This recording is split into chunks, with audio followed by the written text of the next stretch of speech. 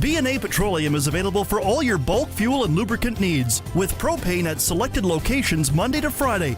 And don't forget, their Cardlock location is accessible 24 hours for your convenience. B&A Petroleum. Fuel you once, fuel you forever. Be the reason Saskatchewan children have hope for a brighter future when you donate to Jim Pattison Children's Hospital Foundation. Support the Making Spirits Bright catalog at pattisonchildrens.ca. Your gift supports equipment, programming, and research, helping children and families across the province receive specialized care at Saskatchewan's only dedicated maternal and children's hospital. Double your donation thanks to a match by Thrive Wealth Management. Make a difference today by donating to Jim Pattison Children's Hospital Foundation at pattisonchildrens.ca. Broadcasting from Century Studios in downtown Regina, Harvard Media presents the all-new Sportscage, where Saskatchewan comes to talk local sports. Brought to you by Nelson Homes, supplying home packages and RTMs for over 65 years. Be a part of the show. Call 1-866-767-0620 or text 306-936-6262. The all-new Sportscage. Streaming at sportscage.com and on the radio at 620 CKRM. It's Friday, Saskatchewan. Yes, welcome aboard the all-new Sportscage. I'm Dave Thomas. Filling in for Barney Shankaruk. We've got Colson, we've got Curtis, and we've got you. Thankful to have you along on this 22nd day of November, one of the most influential days in American history. Colson, Curtis, we will get to you in a moment with the pop quiz a little bit later on. Don't even look it up, boys. This is a quiz that's coming up. It's a Friday. Remember when teachers used to do that to you in school? We're going to have the pop quiz, first ever Sportscage edition, coming up a little bit later on. Also, on the way today, the Riders made a couple of moves. We'll tell you about those and be joined by Rider historian and, of course, lead journalist in Rob Vanstone. We're going coast to coast with Arash Madani. And today we're talking, when you go out on that road trip, how do you pack? And have you ever forgotten anything? We'll decipher and delve into that coming up in a bit. But first, let's start things off on the Western Pizza Guest Hotline. Perfect pizza with a generous amount of toppings, plus Greek food like souvlaki, ribs, and salads. The goodness you can't make at home. Call Western Pizza today. We've got the voice of the Regina Pats, Dante Decaria, as the Pats are getting set to open a 16-day 8-city road trip tonight in Swift Current. Dante, thanks for your time. I know you're on the bus. How are the roads, first and foremost? Highway is actually sparkly clear. There's a lot of snow on each side of the highway, but the roads are actually very good, which is nice. Absolutely. And, of course, you're going to see a lot of those roads coming up, starting out in Swift Current tonight. First, I know it was an emotional day for the organization as a whole when you trade your captain in Tanner Howe to the Calgary Hitmen. Can you tell me what the mood is like around the team right now?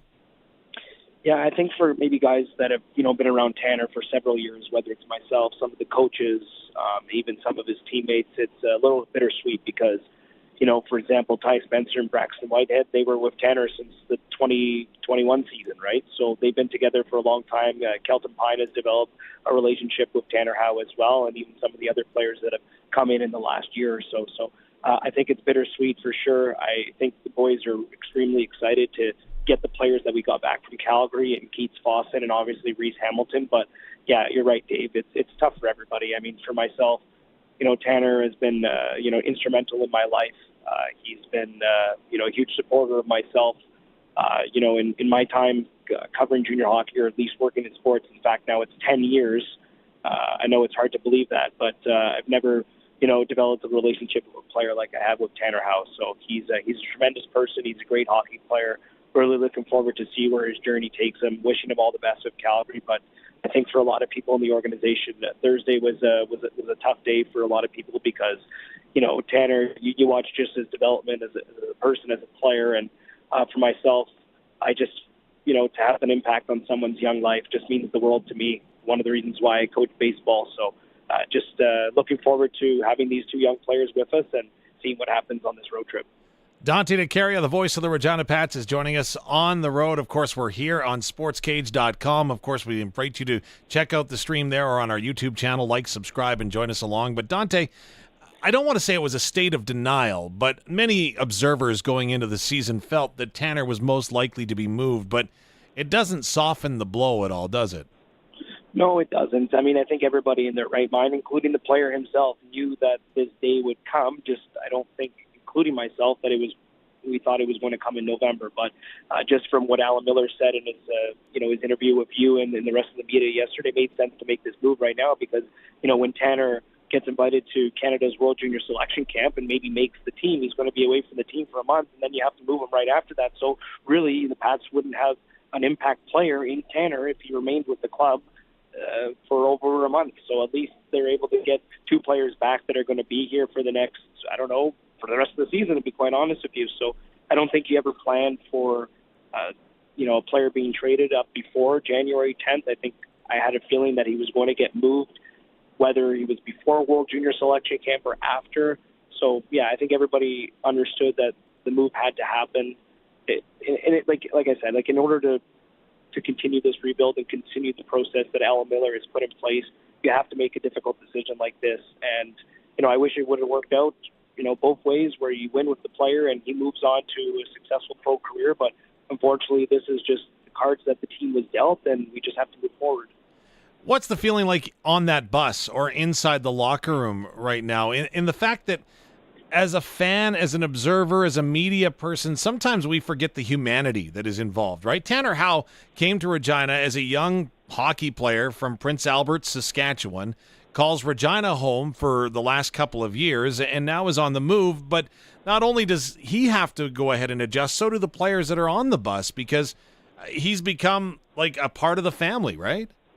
No, that's a really good point, Dave. And I just want to add to, Regina being his second home. It truly is his second home because he actually lives here in the offseason. He trains with Tristan Fry in Next Level Hockey and that program in Regina. All of his off-ice training is in Regina because Prince Albert, there's no ice in the offseason. So he would have to live in Saskatoon, but he's already built such a base in Regina. So he drives down to Regina for his summer, spends his weeks here in Regina and trains here in the Queen City. So this is really his second home. Like, for example, for myself, I would see Tanner actually quite a bit during the off season.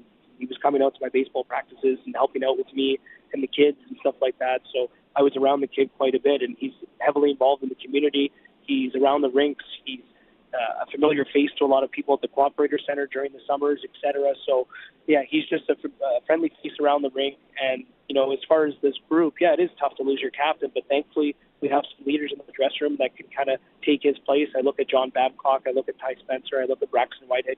You're three overage players that all have letters, three guys who have been there and have done it, three guys that have important voices in that dressing room. So it is difficult for the team, but I think they should be looking at this optimistically because, say, for example, if you're Dane Deschamps or Braden Smith or Connor Bear or some of the 07s like a Cole Temple, well, you're getting two players that are in your age bracket to compete.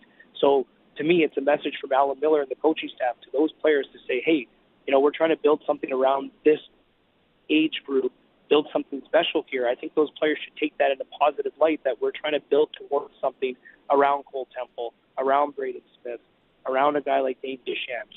And, you add Hamilton and you add Fawcett to complement that group, potentially lead that group. I think that has to be something that the players should look at as optimistic. I think it's tough for the 04s because this is the final season with the team. But if you're a Ty Spencer or a Braxton Whitehead, you have to look at it and say, okay, what impact can I make on this team right now? And what type of leaving impression can I leave on this group and on these players as I graduate this year? Because, I remember my first year at the Regina Pats, Logan Nyhoff, right? He took Bedard under his wing. He took Tanner Howe under his wing, and he showed them the way. And then they just kind of set that culture in the dressing room. And then as Tanner Howe leaves, he has to pass the keys down to other players that are currently in this Pats locker room, and so on and so forth. So, yes, it is a little bit of a reset right now, but I think these younger players should feel extremely excited to know that the players that are coming in are in the same age bracket as them, and these players are going to be playing together for quite some time, and hopefully they can make an impact. Dante Decaria is joining us on the Western Pizza Guest Hotline live from the Regina Pats bus. They take on the Swift Current Broncos tonight. You can hear the call starting at 6:30 right here on 620 CKRM. It's all part of Bennett Dunlop Ford Hockey here on CKRM. And Dante, maybe one more point before we move on from the trade itself. One thing that I found extremely interesting looking into the behind the scenes, if you will, of how this deal came to fruition was the fact that General Manager Alan Miller said that it was actually Calgary that put a deadline on this deal happening as opposed to the Regina Pats, which I think significantly speaks to the quality of player that we're getting back in return. Yeah, I mean, Alan Miller had to make a very quick decision. And, funny enough, I was kind of doing my rounds trying to get the lineups printed out before the game and meeting notes and stuff like that. And I had to get the lines from Brad Haroff. And every time I walked in the coach's room, it didn't seem like it was a good time to walk in. Everybody was in there. Everybody was meeting. And I was kind of going, okay, maybe something's up. And I just kind of left them be and then waited until their meeting was done and then did my pregame interview with, some of the coaches and stuff like that. And then I came back to deliver the lineups to the coaches, and they were meeting again. And I was going, okay, something's happening. They're obviously having to make a quick decision. And then that resulted in Brad Haroff pulling Tanner Howe away from the group when he was just about to step on the ice for warm-ups. And I don't think you ever want to put a player in that situation. I think Alan Miller in his comments yesterday said that he wished it would have been handled differently, but I think Calgary put pressure on Regina. It seemed like they wanted to move Reese Hamilton no matter what. And from what I read into Alan's comments yesterday, and I think you guys aired it on the Sportscage, was that they were going to move him to another team, if not, Regina making that move at whatever 6:30 or whatever it was. So it put everybody in a difficult situation. Alan Miller had to make a quick decision. I think it was the best move for the Regina Pats because they're getting a player that's going to be in that CHL USA prospects game next week in London. So that bodes well for the organization. But this kid's going to get drafted maybe in the first or second round this year. Like, he's got off to a really slow start, and I think he's just going to be amazing. Like, he was my favorite player to watch in the WHL last year, and I'm not even lying. Wow. Like, to watch him skate, see how he sees the ice, his hockey sense, how he moves the puck, how he runs the power play. I believe he's going to be a better player than Carter Yakimchuk. And that's not anything against Carter Yakimchuk. That's just how highly I think of Reese Hamilton. And I also love Fawcett as well. Every time I watched that Calgary team, Fawcett seemed like he had the puck every time.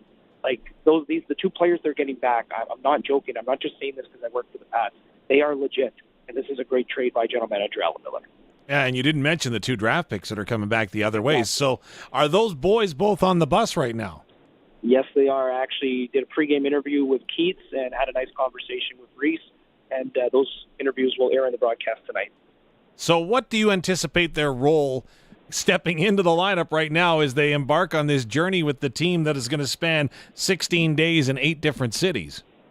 Bona fide number 1 defenseman, quarterback in the power play, Reese Hamilton. He's going to log anywhere from 27 to 30 minutes per night with John Babcock and Colton Bridgman on the back end, as well as Alexei Chichkin. I think we also have to remember, it was funny, when I walked into the locker room today to meet those 2 players, they were, in fact, talking with their former teammates, now current teammates, Connor Bear and Alexei Chichkin, and they played together in Calgary. So there's now 4 Pats players on this roster that were members of the Calgary Hitmen roster last year. So they're all familiar with each other, which I think helps in terms of getting settled in. And obviously Chichkin has chemistry with Hamilton because they were D partners last year as well. So I think that has to help for the Regina Pats. But you look at John Babcock, he's already a +5 this season. He's a 20-year-old and has been essentially taking on the number 1 lines for every single team in the league. And he has that plus-minus where it is right now. And then you bring in a guy like Reese Hamilton, who's going to be that number 1 defenseman that can move the puck up the ice. I think it only just helps the Pats score goals. And then along with Keats Fawcett, I mean, this is a 19-goal scorer last year. He's expected to be the top scorer for the Pats right now. So if he only adds to their top 6, like, these are 2 legit players. And Hamilton's going to be a top defenseman for this team. I thought the Pats needed a defenseman that can run the power play because their power play has struggled in the recent stretch. So this only helps them offensively. Well, the recent stretch, though, has been a pretty good one, dare I suggest, as you get 3 of 4 possible points in Brandon last weekend. You get a shootout point that, again, you had to earn coming back from a 2-goal deficit in the third period the other night against the Tri-City Americans. Where is this team at as far as confidence, as far as meeting expectations as they head out on this road trip? Yeah, I'm happy you bring that up, Dave. I look at Zach Panalakis, who will be making his Pats debut tonight. I watched him in practice this week, and he can skate. He's got hands. Like, he can fly. He's a nice player, and he's actually going to be playing on that top line tonight for Regina. And then you bring in Caden Brown, who I think is, a step above Jackson Vaughn, who they got back in that trade from Everett. Like, Caden Brown's a good player. Panalakis is a good player. And Fawcett's a good player. So they've only added to their depth up front. And Temple's playing much better offensively as well right now. So as far as I see things, they've recorded at least a point in 3 straight games. They earned that point on Wednesday against Tri-City. Obviously, it's a toss-up when you go into a shootout. You never know. Kelton Pine was unbelievable. He tied his career high with 42 saves. But overall, Dave, I think when you add the players that I just mentioned, Brown, Fawcett, and Panalakis to your top six, you should have a good opportunity to increase that goal scoring. Pat's currently ranked 21st in the WHL in goals for. That needs to improve, and I think it will once these three players are injected into that top six. Dante Decaria, the voice of the Regina Pats. I'm going to give you full disclosure right now that I'm stealing your preparation right now. And the fact in the postgame show, you mentioned that the Regina Pats in 21 games this year have played 10 one-goal contests, and of course a little bit more if you expand that to empty netters. But I thought you were trying to be complimentary towards associate coach Ryan Smith, who said, no, hold on here. We just have to find a way to get over this hump. Is that the feeling of the team? Because I'm like, I would have taken it as, we're really close in every game. We're not being blown out of buildings. Like, give us some credit here. I was looking at every single game. And in fact, when I do the media notes, I have like a game log where I look at all the games. And myself and our Pats historian, Kevin Shaw, were looking at the game log. And we looked at each other and said, this team's never been blown out in a game. Like, there's never been a single game where you felt the team was out of it. And fans might be listening and say, well, what about the 10-5 loss against Medicine Hat? Yeah, but they got it to a 2-goal game in the second period, and it was still somewhat close and competitive. In the third period, the team didn't fold the tent when you think they probably would have when they were down, I don't know, what was it, 9-5 going into the third, and they didn't, right? So, yeah. You know what I mean? Like, they've never been blown out. One thing I will say, you mentioned, Regina having played, 11 of 21 or 10 of 21 games in one-goal games. Swift Current is actually 8-0 in one-goal games this year. So they know how to win in one-goal games as well. Absolutely, and that comes with experience. And I guess the one thing you have to do is stick with it. And to me, the sense that I get from the outside looking into the coaching staff, they're very good at keeping this team on point and keeping the proper motivation, but also confidence in what they're doing. Well, from a broadcast standpoint, last year was a difficult year for me in terms of calling the team's games because it felt like the team was out of it and they just had no effort and it almost seemed like they didn't care. This year, there's a lot of effort, there's a lot of compete, and the team does care no matter what. And to me, that's really all you can ask for. I know that the team is not necessarily where they want to be in the standings, and I know from a coach's standpoint it's tough. But from my point of view, when I get on the air and call the game, I'm excited. I have a smile on my face. I can't wait to broadcast the game. And I never feel when I'm broadcasting that team is out of it because maybe they hit a post or they come close and they're down a goal. It makes things really exciting to broadcast. So from my point of view, Dave, it's actually been really exciting to broadcast these teams' games this season because they're in it every single time versus last year you'd be down 4-0, 5-0, 6-0 going into the third and you're like, oh, here we go again. You know what I mean? Or you feel that you're getting absolutely dominated in your own zone. I haven't really felt that's been the case so far this year. So every single broadcast, every time I come to the rink, I'm excited because, you look at, okay, well, we might be playing a top team in the league tonight. Well, at least I know the team's going to compete and the team's going to be within 1 or 2 goals. So maybe you can win. You know what I mean? Yep. All you're saying is there's a chance. And the chance comes in Swift Current tonight, then off to Prince Albert before heading out to what looks to be a very tough British Columbia division. What do you see out in BC? I see a lot of really good teams coming up. Like Kamloops, they've taken a really big step this year. They were one of the bottom-seeded teams in the entire WHL. Nathan Bain is absolutely legit. I mean, he's a 17-year-old star. And then you go to Kelowna. They've got Tisha Ginla, Andrew Crystal, Caden Price, 3 top NHL prospects. They're going to be tough to beat. Prince George, towards the end of the trip, one of the top teams in the WHL. Vancouver's got Connor Schmidt, who leads the entire WHL as a 17-year-old in goals. Victoria has Cole Reshney, who's a Saskatchewan kid. He's exceptional. That whole BC division is very strong, and I know some teams have underperformed. I don't think Kelowna is where they want to be right now, but they're making some additions recently. That whole BC division is really tough. So there's no easy night, and that's not going to be an easy trip. It finishes off in Edmonton. So, like I said, it's just like I talked about in my last answer. Team's going to compete, right? I look at all those games, and there's no clear cut. Okay, the team's going to pick up a win, or there's no clear cut. Oh, damn, we might lose this game. I expect them to compete in all those games. All right, Dante Decaria, he is the voice of the Regina Pats. 2 more before you go. First and foremost, go ahead and take us behind the scenes of Dante Decaria because you're going to put on a lot of miles on that bus, but you're also going to be staying in a lot of different rooms and places. How does the packing go? Have you ever forgot something that you got somewhere and you're like, I cannot believe that? Full disclosure, my worst one was calling football, and I forgot my contact lenses. Can you imagine that one? So the worst actually for me, and I think about this all the time. So when I was working for the Lansing Lugnuts as the number 2 broadcaster under Jesse Goldberg-Strassler, who actually just made his MLB debut last summer with the Oakland Athletics, doing play-by-play at Fenway Park in Boston. He's been a huge mentor to me. So this was in 2018. We were in South Bend, Indiana, and we were broadcasting the Chicago Cubs Class A affiliate and the Toronto Blue Jays Class A affiliate. I was with the Jays at that time. And we had, what are the Booster families, or no, Booster Club or whatever, something like that. So the Booster Club, God bless them, I love them, but they were a little bit much. They used to always come to the booth and bring us treats and stuff like that. So they came in with a massive cake for Jesse's birthday. And my task was to actually grab the broadcast equipment, which was in this case. Well, instead of taking the broadcast equipment, I lugged this massive cake to the bus, left the equipment in South Bend, Indiana, and when we got back the next day to prepare for the broadcast, Jesse comes up to me and says, "Where's the equipment?" And I turn around and say, "I thought you had it." And he was just like, "No, I didn't have it." I said, "Well, I was busy grabbing the cake.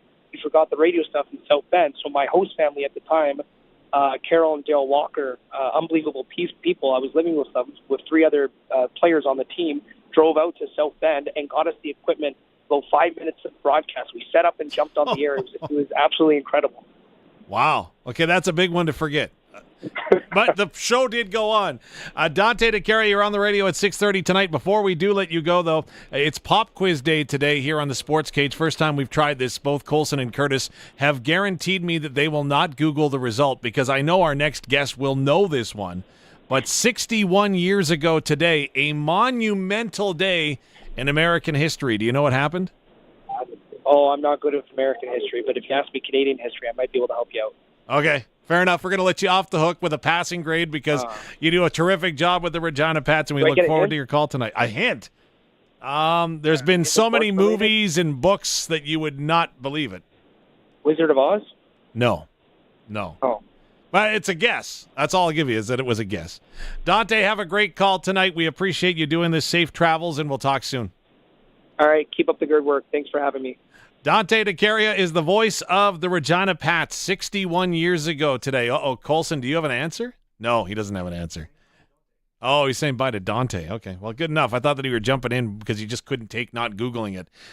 The guy that does not need Google because he has got so many facts that he's got off the tip of his head. It's incredible. He is going to be joining us next. The Riders made a couple of moves today. Yes, the senior historian and journalist of the Saskatchewan Roughriders, Mr. Rob Vanstone, will join us momentarily. We'll be back, and of course, we got to take a trick boat to Leroy, too. I believe that Cody is working hard out that way, too. It's the all-new Sports Cage. We're streaming at sportscage.com and, of course, here on 620 CKRM. The all-new Sports Cage is brought to you by Sherwood Co-op, proud supporter of our community with over 500 donations to local charities and nonprofits annually. This is Country Gold with Steve Harmon, your home for the country hits of the 80s, 90s, and 2000s. Hello, I'm Steve Harmon, inviting you to join me for Country Gold. Each week we play country favorites from the 80s, 90s, and 2000s, and we check in with the stars who made them, too. This weekend on Country Gold. Country Gold, brought to you by Trent Dickin and his experienced team at Flooring Superstore. Saturday mornings at 6 and Sunday afternoons at 4 on The Voice of Saskatchewan, 620 CKRM. 620 CKRM on location. Well, thank you so very much. Want to give a shout out to Fred and Norma out in Cupar listening this afternoon and said, yeah, we want to have a shot at winning that $130,000. I don't blame you. By the way, Cupar, the home of J.J. Voss. He's got a concert planned tomorrow night at Dark Hole in Regina. Also tomorrow night, that's when all the draws will be happening for the Leroy Leisure Lotto. And, we've got about 4.5 hours to go. We have under 350 tickets. We are under 350 tickets. That 50-50 take-home is approaching $44,000. All right, so under 350 tickets. Let's do it. Let's sell this thing out. I think we can do it. It's done at 8 o'clock tonight. 34 cash draws will be made tomorrow night. That's the fun part for all the volunteers and organizers. Tickets $100 each, 3 for $250, 1-866 925-3769. One big overstock warehouse means wicked warehouse sale pricing for you. The warehouse sale is on now At Sherwood Co-op Food Stores. offering more local products than any other grocery store. And for this week only, Your favorite brands wrapped up by the caseload. and marked down to bulk bargain prices. Big brands, Big cases. big savings, Time to bulk up your pantry. and save your cash The warehouse sale. On now till Wednesday. at Sherwood Co-op Food Stores. Your truly local grocery store. The Husqvarna Season of Savings deals is on until December 7th at Prairieland Rental. Get deals on select Husqvarna items, including snowblowers with up to $400 off. Shop where the contractors shop, and you know you're dealing with local experts. And at Prairieland, you deal directly with the owner. They appreciate your local business, and they've got everything you need for your projects. They'll even deliver. The Husqvarna Season of Savings deals until December 7th. Prairieland Rental, 600 Albert Street, prairielandrental.com. The Dark Hall Presents series is proud to present J.J. Voss and Friends Saturday, November 23rd, featuring Megan Kelly and special guest Dean Cush of Faster Gun. Don't miss J.J. Voss. And all I know is I wanna go home. All I know is I wanna go home. Tickets at the Dark Hall box office and at darkhall.ca. SCMA legend and legacy award-winning Faster Guns Dean Cush. Yeah, you're back again. SCMA multi-award winner J.J. Voss. I'm playing for keeps. I'm looking for you. J.J. Voss, Saturday, November 23rd at Dark Hall in Regina, featuring Megan Kelly and special guest Dean Cush, part of the Dark Hall Presents series. I'm playing for keeps. Nelson Homes is having a year-end blowout sale of select quick possession homes that you don't want to miss out on. Save up to $40,000 on in-stock show home and spec home RTMs, available for quick possession and spring delivery. Find out more at their website, homes.nlc.ca, and click Quick Possessions on the top banner. And for general information, call 1-800-661-6534. Nelson Homes, trusted quality and service since 1949. We're celebrating Black Friday at Crestview, and you do not want to miss these deals. 2024 Ram 1500s for as low as $169 a week plus tax. How about a 2024 Jeep Compass Sport for only $119 weekly plus tax? Grand Caravan's going for $147 a week plus tax, and this one comes with $1,000 holiday bonus cash in your pocket. Every new and used vehicle purchase comes with a special Black Friday mystery prize. It's Black Friday at Crestview, CrestviewChrysler.ca. Welcome back to the all-new Sports Cage. Get social with us. Follow us on X at Sports Cage. Watch our video stream at sportscage.com and always on the radio at 620 CKRM. Well, good afternoon. It's Dave Thomas once again in for Barney Shankaruk on the all-new Sports Cage, of course, streaming at sportscage.com. Coming up, if your team has been put together, hockey, volleyball, basketball, whatever the case may be, and it's looking for a great fundraiser, I'll tell you about an amazing opportunity that'll fill your wallets and your bellies. Details are coming up on that in just a bit. But first, pleased to welcome in the senior journalist and rider historian, Mr. Rob Vanstone, joins us from the Saskatchewan Roughriders. Good day, sir. Thanks for doing this. Pleasure, Dave. Nice to chat with you. Well, it was awesome seeing your dog Candy in the background, and I promised I was going to ask this question. How does Candy like the snow? She loves it. She's one of the three people in three people. That's how we treat her like a person. It's one of the three living organisms in Saskatchewan that actually enjoys the snow. She just romps in it and then spends the next half hour trying to get the ice out between her pads. It's a real adventure for her, but she's loving it, and that's she's alone in that regard in this household. So there's a lot of people in Saskatchewan saying I get that. On the Western Pizza tomorrow, I'm not sure anybody else will. Isn't that true? On the Western Pizza guest hotline, it's Mr. Rob Vanstone. I promised it's a pop quiz Friday for the guys here. 61 years ago? I know that you didn't see it, but 61 years ago, what happened? I was sort of alive. My mom was pregnant at the time. Okay, and, true. And so, Friday, November 22nd, 1963 at 12:30 p.m. Debatably, 3 shots rang out in Dealey Plaza in Dallas. 2 of them hit President John F. Kennedy, and very sad and tragic day in world history. And 61 years, but it's a Friday, just like it was back in 1963 when JFK was assassinated. And I've always been fascinated by it, and I've always been a real Kennedy admirer and buff. And so I had a chance to go down to Dallas in 96, turning 97 over New Year's, and spent 6 days wandering around Dealey Plaza. And it was a really fascinating trip. I'd love to do that again. I know we will talk Rough Riders in just a moment, but I'm curious, sometimes when you go to see places, right, that you've read about, that you've learned about, you may feel let down. Were you let down at all when you went? No, it was the opposite. It was just so eye-opening, and just to see everything in 3D. I was so used to seeing it on television or in black and white images or on film. And what I remember is coming in from the airport during a Cowboy playoff game. Why didn't I book an earlier flight? We went right by, I think we went right by the stadium en route to the hotel from Dallas-Fort Worth International Airport. And I saw this building to my left, and I thought, that looks familiar. And then I realized it's a Texas school book depository. But what struck me was that it wasn't in black and white. I was expecting to see everything in black and white because I'd been so used to those images. And yeah, I'd seen pictures of the kind of the burnt red brick building, but in person, I was expecting to see a black and white building and a black and white Dallas, and it was in color. And because of that, I didn't recognize it instantly. It's like somebody had colorized my entire vacation. And I don't know if 6 days walking around trying to solve an assassination constitutes a vacation, but it was a really cool trip, and I got to see a couple of NHL games, including one of them with Wayne Gretzky scoring 2 goals for the Rangers, and went to my first National Basketball Association game. It was a really amazing trip. Awesome. Well, let's turn the pages. This may have seemed like a vacation. It most certainly did to me, as it seems like just yesterday we were talking about, hey, the Saskatchewan Roughriders are getting ready to open training camp in Saskatoon, and all of a sudden the CFL season has come to a close. Did it fly by that quickly for you as well? That one, unlike any Rider season I've ever experienced, just absolutely zoomed by.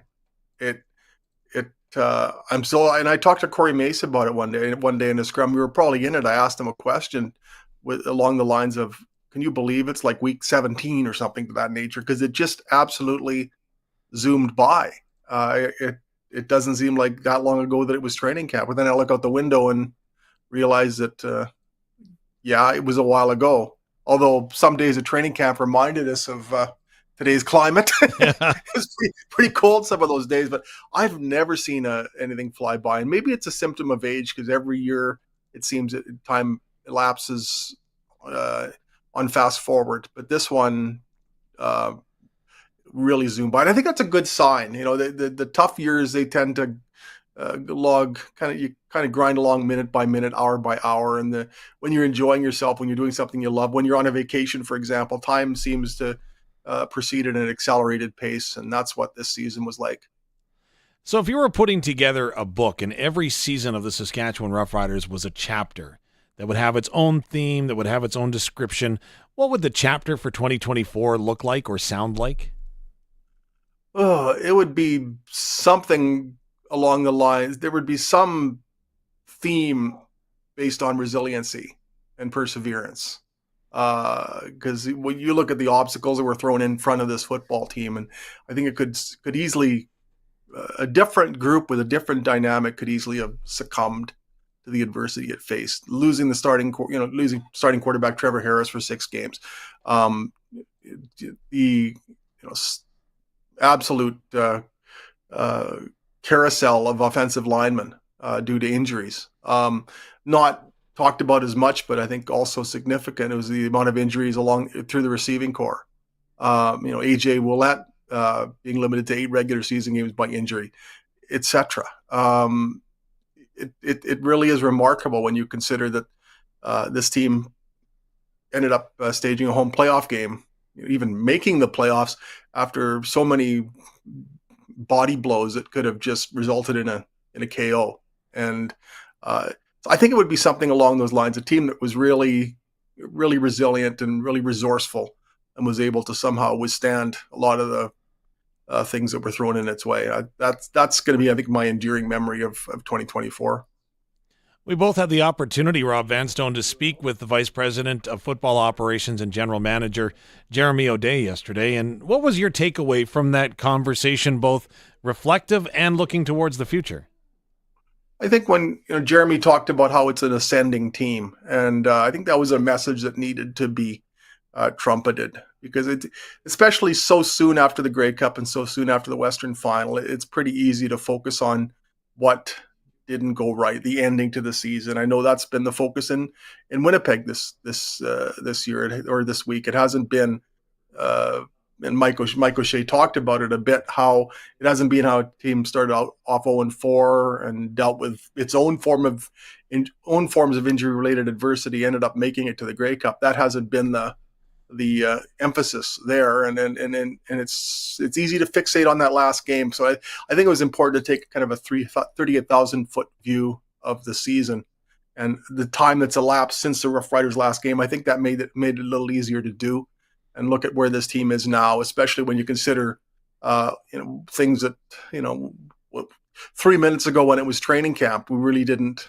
know what kind of year it was going to be, but the previous 2 years were sort of still in the ether, and it's nice to have an off season that where you're not reflecting on 6-12 and 7 straight losses to end the season. It's the end of the season, despite that final game in Winnipeg, was a testament to the team's success. I mean, just spinning out of that 7-game winless streak when so many parallels were being drawn to the previous 2 years, even though I think there were more dissimilarities than similarities between this year and the previous two. For this team to have done that, I think that was an important thing to discuss, and I took that away from it. The only constant, they say, in professional sports is that there is change and evolution. So obviously there is going to be some change inside the walls of the Saskatchewan Roughrider locker room. What do they need to do, they being the Saskatchewan Roughriders, to ensure that they take a step forward from the solid base then that they've established this season? I think, free agency being what it is and one-year contracts being as popular as they are, I think, and again, this is something that Jeremy O'Day talked about a great deal yesterday, was, or 2 days ago, pardon me. Continuity is so important, and it's just so tough to do with one-year contracts being in vogue. But there will be some needs in free agency, obviously, but I think one of the keys is really to keep as much of the band together as is possible. And it's tough, especially when a team's coming off a good season, because that means a lot of players played well, and a lot of them are going to want to be rewarded for that. And so how do you reassemble as much of this team as possible while keeping in mind that there are the parameters of the salary cap? And Jeremy has re-signed through this year, and in some cases the year after, a significant portion of the base. But you look at some of the pending free agents, Jameer Thurman, for example, Marcus Sales, etc., Trevor Harris. I think it's really important to bring back as many of the key players as there can be. And the more that can be done, the more 2024 can be a building block. It's interesting to me because it doesn't seem like that long ago that observers of the Canadian Football League were pointing to a lack of talent at the quarterback position. Now it seems like there is an abundance of such talent spread around the league. Can you recall a time where there were as many moving pieces in the quarterback carousel going into an offseason as there potentially are right now? There were some times in the 90s when it was pretty crazy. You had Matt Dunnigan seemingly moving from team to team to team every year. Damon Allen was moving around quite a bit. Ken Austin later in his career went from Saskatchewan to BC to Toronto to Winnipeg. Tracy Ham got traded to Baltimore, and even Doug Flutie, as great as he was, went from BC to Calgary to Toronto. In the 90s, it was just absolutely wild. And this is pretty stable compared to the musical quarterbacks that was being played back. Tom Burgess is another example.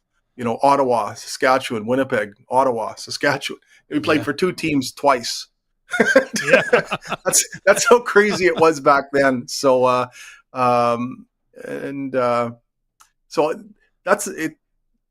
That's as close a parallel as I can draw. It's not a precise parallel by any stretch of the imagination, but you're right. A few years ago, I think there was talk that, okay, teams are lucky if they have a bona fide starter, and then the ranks of the backups seemed to be depleted. And now even you look at a situation in Montreal where there's Cody Fajardo and there's Davis Alexander. You look at the depth that they're going to have in Toronto, where Chad Kelly is going to return at some point next season, and Nick Arbuckle just won a Grey Cup, right? Yeah, that's right. You look at the BC situation, even Edmonton this year, with Trey Ford and McLeod Bethel Thompson, there was a good grounds for debate there because they had two guys who, despite their record, could play. And so you look at, I talked about how the Riders were able to withstand some of the adversity. I think it was pretty key for Shea Patterson to come in and the Riders to pretty much hold serve while he was there. It was 2-3-1, and it could easily have been 3-3 if not for the way the game ended in Ottawa. So the cause was not lost when Trevor got hurt. And I think that's also underlines the validity of your point regarding the quarterbacks. How about Kevin Glenn when you talk about jumping teams, huh? Oh my goodness! I mean, a 3-time Rough Rider. I mean, and such significant stretches of time between being a Rough Rider, between Chapter 1 and Chapter 2. Right before training camp in 2004, he was traded to Winnipeg, and then it's more than a decade elapses before he comes back. I mean, that was absolutely wild. The one of only 2 3-time Rider quarterbacks. The other one was Frank Tripucka. Oh wow. Jeez, it was on the Rough Riders when they were in BC on November 22nd, 1963. The Riders had tied 2 days before John F. Kennedy was assassinated. The Riders had beaten BC 13-8 to tie the best of 3 Western Conference final at 1-1. And the day after the assassination, the Riders were defeated by the Lions. But Frank Tripucka was Ronnie's backup. At times, it was a starter in 1963 after starring in the American Football League with the Denver Broncos. Yay, Broncos. You worked that in well. Well done. Rob Vanstone is our guest. I appreciate you taking some time for us this afternoon. I don't want you to run just yet. Do want to ask you your thoughts on what you think is going to be the most significant quarterback then that will have to fall into place. So there are a number of names that are floating out there that aren't under contract for next year. We all know that Vernon Adams Jr. is going to be traded from the BC Lions. Is there one quarterback that you feel will have to be dealt with before the other teams settle on who will be starting under center for them in 2025? I think that it's not unlike Major League Baseball with Juan Soto. I think a lot of teams in MLB are waiting to see where Soto goes before everything else kind of lands in free agency. And that will dictate the market, and that will dictate teams' needs and teams' budgets. And I think Vernon Adams Jr. is a Canadian Football League equivalent. Once that matter is dispensed with, then everything else will fall into place. And I think it will pretty quickly overall. Teams need to kind of establish their direction, and the quarterback is such a pivotal player there. So once BC deals with, VA, and I would think that would be before the end of the year, then everybody else everything else will unfold quite logically. Do you want to throw out a team name as a prediction? You don't have to. I think Calgary makes a lot of sense if you look at the situation there. Yeah, if I'm BC, I'm pretty reluctant to deal with him within the division, but I'm not sure there's an option in the East Division that would make sense. I think the quarterbacking situations out east are all pretty stable. The only question is in Montreal with Cody Fajardo and Davis Alexander, but the certainty there is that one of those two will be the starting quarterback. So if you can't really deal him outside the division. So I think within the West, it's Calgary, maybe Edmonton, but I wouldn't be surprised if Trey Ford is anointed the starter in Edmonton, or at least given a real opportunity to compete. So I think process of elimination leads you to conclude that Calgary is part of the front runner there, because there's a clear, glaring, obvious void at quarterback in Calgary. Do you think McLeod Bethel Thompson plays again in the Canadian Football League? I do. I mean, he threw for more than 20 touchdown passes this year, and I've always liked watching him play. I love the way he puts a spin on the ball. He was a teammate of Trevor Harris with Sacramento in United Football League in 2011 11 or something like that. And one of the players on that team was John David Washington, the son of Denzel Washington. So that's right. And Trevor speaks so highly of McLeod Bethel Thompson. And he's someone who's been maligned a bit, but this is a guy who can play. He was the starter for most of a championship season with Toronto in 2022. And he throws a great football. I think he's a really good quarterback. And I think he's kind of a wild card in this whole equation because he can really help a team. And I think in a better situation could thrive. All right, last question for you. I know that they're saying no, but I've got one more real quick for you. No, it's the Regina Pats. Your analysis is spectacular on the radio. We appreciate you doing that. Tanner Howe traded yesterday. Your reaction to the deal? Well, Dante summed it up so well, and Dante is such a gem. It really puts me in a tough position having to follow him on the air. That story about the broadcast equipment was so good. Love Dante Decaria. It's tough to see Tanner Howe go, and everything he said about Tanner is pretty much echoes my sentiments about it. What a first-class young man. Just one of the nicest, politest young men ever, and he happens to play hockey at a terrifically high level. But what Alan Miller was able to get back in that deal, you presume in a deal like that, and it's a forward-looking transaction, but there's significant players that people are going to be able to enjoy this year. And not only that, Alan Miller's added to the draft capital, which was already bountiful. And now over in the next 3 years, there's 15 picks in the first 3 rounds. And I remember a general manager very well who used to stockpile picks in that fashion. And his name is Kelly McCrimmon, and he's now in the National Hockey League. That's what this reminds me of. Rob Vanstone, thank you so much for doing this. Take care and enjoy the rest of your weekend. I will. Thank you so much for your time, Dave, and hope everybody else has a nice weekend, bereft of as much shoveling as possible. So, Sid, very succinctly.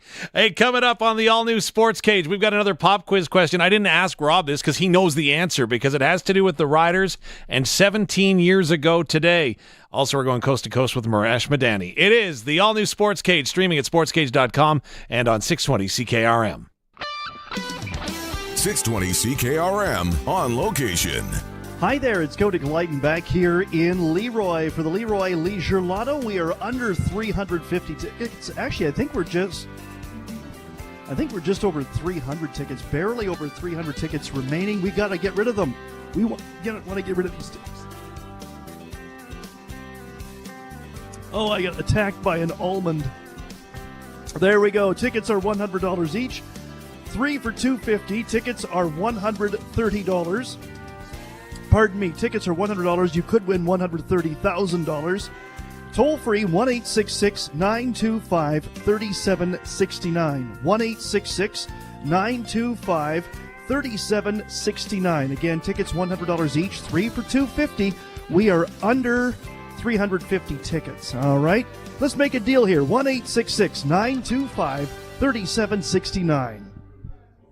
Discover huge deals on the best clothing at the Black Friday sale, on now at Bass Pro Shops and Cabela's. Save 30% on Carhartt men's Rain Defender hoodies and women's Tencel crew neck or pullover sweaters. And stay warm outdoors with up to 50% off select outerwear from great brands like Guidewear, Cabela's, Columbia, and more. Be ready for any weather with clothing from the Black Friday sale, on now at Bass Pro Shops and Cabela's. See online for more details. No dugout in the pasture? You could move the cows or just put the water where the cows are. With a Keln Solar Livestock Watering System, you can put your pump pretty much anywhere without the cost of hooking up to the grid. If your cows are over here, put your Keln Solar Livestock Watering System over here. If they're over there, put it over there. If the cows are on the roof, you have weird cows. Learn more about the Keln Solar Livestock Watering System at kelnsolar.com. Keln Solar, we move water. Greenhouse gas pollution heats the planet and threatens our nature. Canada's carbon price is designed to reduce this pollution in order to protect our environment. And the Canada Carbon Rebate gives money back to Canadians. In Nova Scotia, an individual gets $412 this year, with a bonus for those in rural areas. Have it both ways with the Canada Carbon Rebate. Find out how it works and how much you could receive at canada.ca/carbon rebate. A message from the Government of Canada. Nelson Homes is having a year-end blowout sale of select quick possession homes that you don't want to miss out on. Save up to $40,000 on in-stock show home and spec home RTMs. Available for quick possession and spring delivery. Find out more at their website, homes.nlc.ca, and click Quick Possessions on the top banner. And for general information, call 1-800-661-6534. Nelson Homes. Trusted quality and service since 1949. And now diving for Team Rat. Barry, get down from there. Why? The family left an entire pot of gravy out here just cooling in the garage. I know, but it's not for us. Just because they won't call Busy Bee and get their garage door fixed doesn't mean we should take such liberties. Okay. Whoa! 10 points. Call Busy Bee Doors. They can fix or replace any commercial or garage door. Just get out of there. We just won't tell them. Busy Bee Doors, the garage door specialists. The next item up for auction is entry to the Canadian Western Exhibition. We'll open up the bidding at $25. 25, 25, 25. Who will give me 20? $20 bid, 20, 20, 20. Do I hear 10? $10 bid. Who will give me 10, 10, 10, $10? Who will give me $0? $0 bid. $0. Going once. $0 going twice. Sold for $0. Connexus members get free entry to the Canadian Western Exhibition. Pick up your multi-day pass at any Connexus branch. 620 CKRM on location. All right, let's try this again. It's Cody Glyden broadcasting from the Leroy Leisure Lotto. Good afternoon, Saskatchewan. What a beautiful day it's been here. And just got an update. We're now under 300 tickets. Under 300 tickets. We've got about 4 hours to go. The deadline is 8 o'clock tonight. Let's make this happen. Let's sell it out for these guys. You know, these volunteers work so hard in Leroy, and this lottery for the past 21 years has been helping so many organizations in this town, like the school, the skating club, minor ball, daycare, and so much more. Tickets are $100 each, a 3-pack for $250. Ask about the 50-50 when you call in.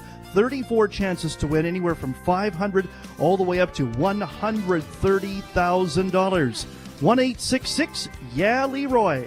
1-866-925-3769. Nelson Homes is having a year-end blowout sale of select quick possession homes that you don't want to miss out on. Save up to $40,000 on in-stock show home and spec home RTMs. Available for quick possession and spring delivery. Find out more at their website, homes.nlc.ca, and click Quick Possessions on the top banner. And for general information, call 1-800-661-6534. Nelson Homes. Trusted quality and service since 1949. Regina Pats hockey is back, and that net is wide open to renew your plates. When you take that big slap shot, do it online with Dusick and Barlow. Request a quote for anything you need. It's a true breakaway, and as easy as it is for the Pats to score that winning goal. When it comes to online plate renewal, there's no high sticking involved, just the most valuable players in the game. Your local Regina insurance brokers, Dusick and Barlow. Local owners, local business, saskinsurance.com. You've been waiting. Black Friday savings are on now at the Wireless Age, your SaskTel authorized dealer. Save on your favorite devices with the lowest prices of the year. Save on SaskTel wireless plans with special offers for new and upgrading customers and bonus data. And save on accessories and device protection plans. On for a limited time, act fast. Shop in store or beat the line with curbside pickup or free Sask-wide shipping. Get the device you've been waiting for. See thewirelessage.com for details. Your SaskTel authorized dealer. Sask Lotteries has 50 years of winning behind us. And you know what that means? Lots of winning numbers. Numbers like over 1,200 organizations funded and 12,000 plus groups supported. $6 million given away annually in community grants. And the winningest number of all? $1.4 billion given back to the people of Saskatchewan through sport, culture, and recreation. And we're just getting started. Help us grow the next 50. Learn more at sasklotteries.ca. The Husqvarna Season of Savings deals is on until December 7th at Prairieland Rental. Get deals on select Husqvarna items, including snowblowers with up to $400 off. Shop where the contractors shop, and you know you're dealing with local experts. And at Prairieland, you deal directly with the owner. They appreciate your local business, and they've got everything you need for your projects. They'll even deliver. The Husqvarna Season of Savings deals until December 7th. Prairieland Rental, 600 Albert Street, prairielandrental.com. Black Friday is finally back at Capital GMC. For a limited time, get an additional $1,000 off select new 2024 Sierras, Terrains, Yukons, Buicks, and more. Plus, every new and used vehicle comes with an exclusive Black Friday mystery prize. I'm talking real deal big ticket items you won't find at Christmas at Aunt Glenda's. And get Black Friday pricing on our giant selection of certified pre-owned vehicles. They all come with 150 plus point inspection, manufacturer's warranty, and more. It's Black Friday, but only for a limited time. CapitalGMC.ca. Good afternoon. It's mostly cloudy and it's minus 11 in Regina. I'm Corey Atkinson from the Harvard Media News Center with 620 CKRM News for Sherwood Co-op. Proud supporter of our community with over 500 donations to local charities and nonprofits annually, and by Mercedes-Benz Regina for those who can. Mercedes-Benz-Regina.ca. Brace yourselves for what's coming tomorrow. Environment Canada says that southern Saskatchewan is set to receive 15 to 25 centimeters of snow as a Montana low-pressure system moves through on Saturday. Snow will start in the west during the morning, reaching the east by late afternoon. While snow will taper off in most areas by Sunday morning, east central Saskatchewan could see heavy snow continue into Sunday evening. The rapid accumulation may reduce visibility and make roads and walkways difficult to navigate. Officials advise adjusting driving to conditions, monitoring updates, and exercising caution when clearing snow. Saskatchewan NDP leader Carla Beck announced a plan to cut gas prices by 15 cents per litre as her team's first priority for the fall sitting. Beck stated that families need relief now and criticized the Sask Party government's plan for delayed savings. On Tuesday, the NDP will introduce a motion to suspend the provincial gas tax, with potential savings by Wednesday. Beck highlighted similar relief measures in other provinces and promised additional cost-saving initiatives before the holidays to help families manage rising expenses. One of the de facto leaders of the 2022 Freedom Convoy has been found guilty on 5 counts, including mischief and disobeying a court order. A judge in an Ottawa courtroom says Pat King was guilty beyond a reasonable doubt. King was convicted of mischief, counseling others to commit mischief, counseling others to obstruct police, and 2 counts of disobeying a court order. The Crown's case relied mainly on King's own videos from social media, which he used to document the demonstration and communicate with protesters. 2 men have been found guilty of human smuggling in a case where a family from India froze to death at the border between Manitoba and Minnesota. A jury convicted Steve Shand and Harsh Kumar Patel on charges of human smuggling that put lives at risk. The court was told that they were part of a ring that had people walk across the border in freezing temperatures. U.S. District Attorney Andrew Luger said the jury was very quick to come back with a verdict. When a jury deliberates for 2 hours or less, it's an indication that the evidence was overwhelming. And the proof was quite clear, and that was obviously what happened here. Sentencing is set for March. Some of the 4 charges have maximum sentences of 10 years in prison.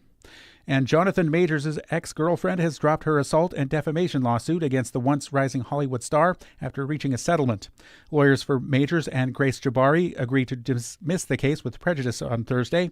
Jabari is a British dancer who had accused Majors of subjecting her to escalating incidents of physical and verbal abuse during their relationship. Representatives for Majors didn't respond to emails seeking comment today. That's your 620 CKRM News. Read more stories from around your community and around the province at sasktoday.ca and 620ckrm.com. Your weather is next. One big overstock warehouse means wicked warehouse sale pricing for you. The warehouse sale is on now at Sherwood Co-op Food Stores, offering more local products than any other grocery store. And for this week only, your favorite brands wrapped up by the caseload and marked down to bulk bargain prices. Big brands, big cases, big savings. Time to bulk up your pantry and save your cash. The warehouse sale, on now till Wednesday at Sherwood Co-op Food Stores, your truly local grocery store. Put yourself in the driver's seat of the sporty Mercedes-Benz CLA 250, the timeless C300, or the versatile GLC 300 SUV. The choice is yours. Now leasing your new Mercedes-Benz is easier than ever. For $399 bi-weekly plus tax and 0 down, you can step into the luxury you deserve. Your luxury, your choice. Your Mercedes-Benz. Book your test drive today. And now your 620 CKRM Precision Weather Forecast for Linex Regina. Serious protection, killer looks, 1865 Decaria Street, and brought to you by Wolf Industries, your truck repair specialist in Grenfell, servicing all sizes of trucks, SGI accredited. Tonight, mostly cloudy with a low of -12, and then tomorrow, partly sunny with snow developing late in the day, 2 to 3 centimeters, and a high of -8. And then on tomorrow night, snow heavy at times, 6 to 10 centimeters possible, the temperature steady near -8. Then Sunday, light snow, 2 to 3 centimeters. The temperature will be steady near -8, but may fall slowly. At this hour in Moose Jaw, it's mostly cloudy. Winds are from the northwest at 15, and it's -10. Regina is also mostly cloudy. Winds are from the west at 13, and it's -11. For more local news that matters to you, subscribe to the daily newsletter at sasktoday.ca.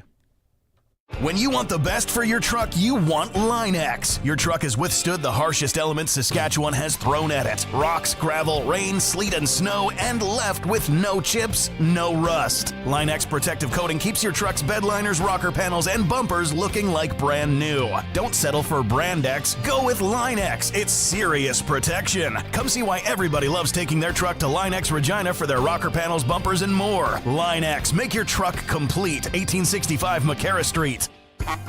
Whether Smokey's after you or not, when you're on the road in your big rig, you're in a hurry to get to where you're going, and you need a part shop you can trust. Wolf Industries is the premium choice. They're your family-run truck mechanic shop with a full line of parts for big semis, with certified AC technicians for the hot summer. Stop in at their Grenfell location for all the parts and repairs you need.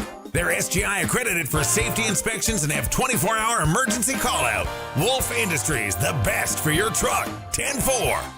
Broadcasting from Century Studios in downtown Regina, Harvard Media presents the all-new Sportscage, where Saskatchewan comes to talk local sports. Brought to you by Nelson Homes, supplying home packages and RTMs for over 65 years. Be a part of the show. Call 1-866-767-0620 or text 306-936-6262. The all-new Sportscage. Streaming at sportscage.com and on the radio at 620 CKRM. Dave Thomas in for Barney Shankaruk. It is a Friday afternoon, and we've got lots still to come here, including the pop quiz for Colson and Curtis, because it was on this day in history that we were able to go ahead and have something happen to the Saskatchewan Roughriders for just the 4th time in their history. We've got that coming up for you. Plus, I promised if your team is looking for a fundraising opportunity, I've got just the ticket for you. It's all on the way here on a Friday, but first we've got to get all on the way to the Western Pizza Hotline. The all-new Sports Cage and Coast to Coast with Arash Madani is brought to you by Smart Investing Solutions. Be smart with your money. Call Brian Golly at Smart Investing Solutions, 546-2533. All right, well, we're going to join Arash Madani in just a moment. First, though, here's the opportunity. If your team is looking for a fundraiser, why not head to the Canadian Brewhouse? It's a chance to win $2,500 with tons of options to choose from. The Canadian Brewhouse can help you raise the funds for your crew. Details are online at thecanadianbrewhouse.com. Now, we invite you to join us on the text line. Of course, it's always open and awaiting for you on the Capital Ford Lincoln text line at 306-936-6262. Capital Ford Lincoln, Saskatchewan's #1 Ford retailer, capitalfordlincoln.com. All right, let's pull it out. Saskatchewan, hop to the text line, show off your smarts at 306-936-6262. It was on this day 17 years ago that something would happen for the Saskatchewan Roughriders for just the 4th time in the team's history. Do you know, Colson? It's obviously not Grey Cup, because that was the 3rd one in 2007. Absolutely, yeah. But 2007, right, is 17 years ago, so it makes sense. Yeah. But it only happened 3 times prior to today's date, 17 years ago, in Saskatchewan Roughrider history. And we know what happened in 2007, right? They won the Grey Cup. Yeah. That Grey Cup was in Toronto. Does that have anything to do with it? Not really. Darn. Not so much that it was in Toronto, no. It happened in Toronto, definitely. Yes. And given that it's end of November, it has to be related to the Grey Cup still, though. Yes, it is. Okay. Well, it is in Indirectly, yes and no, but you've got the timing. You've nailed every part of it. You've walked right up to the plate almost. You just haven't hit it out of the ballpark. It's not on a T-ball, is it? No. Oh, darn. No. I know. Okay. Saskatchewan, text in your answers, 306-936-6262. Show off your smarts on the Capital Ford Lincoln text line. We'll get to those in just a little bit. Also, historically on this day, by the way, gentlemen, it was on this day 21 years ago, for the first time ever, an outdoor game was played in the National Hockey League when the Montreal Canadiens and the Edmonton Oilers played at Commonwealth Stadium, Montreal winning the game 4-3. 21 years ago already, and that was a cold one. If you remember, they weren't going to go ahead and even play the game. They were going to move it indoors. But fortunately, they were able to go ahead and get it underway, which is what they did. All right, you heard the music. The man is here. Arash Madani. Happy Friday. Happy Friday, Mr. Thomas. How we doing? So far, I haven't wrecked anything. How about you?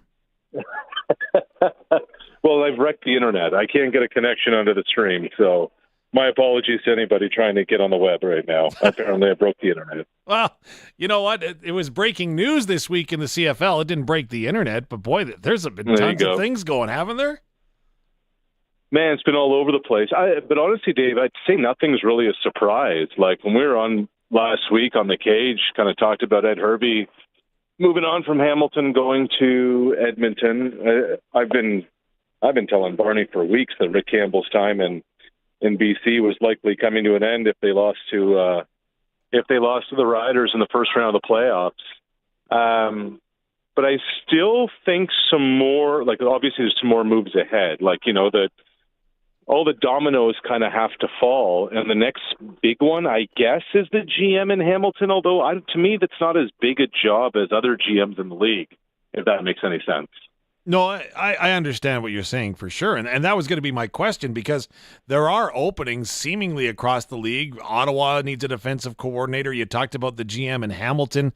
So Ed Hervey, is that the first most significant domino? Now some others can fill in, like there's still a head coach needed in Edmonton and BC now. Yeah, I would say that Edmonton had to make the first move in terms of what they were doing with GM. And now that Hervey's there, you know, everyone's expecting Rick Campbell's going to be the head coach with the Elks, which is fine. Okay, that's the next move. The GM job in Hamilton's an interesting one, Dave, because their structure is just unlike anything I've ever seen.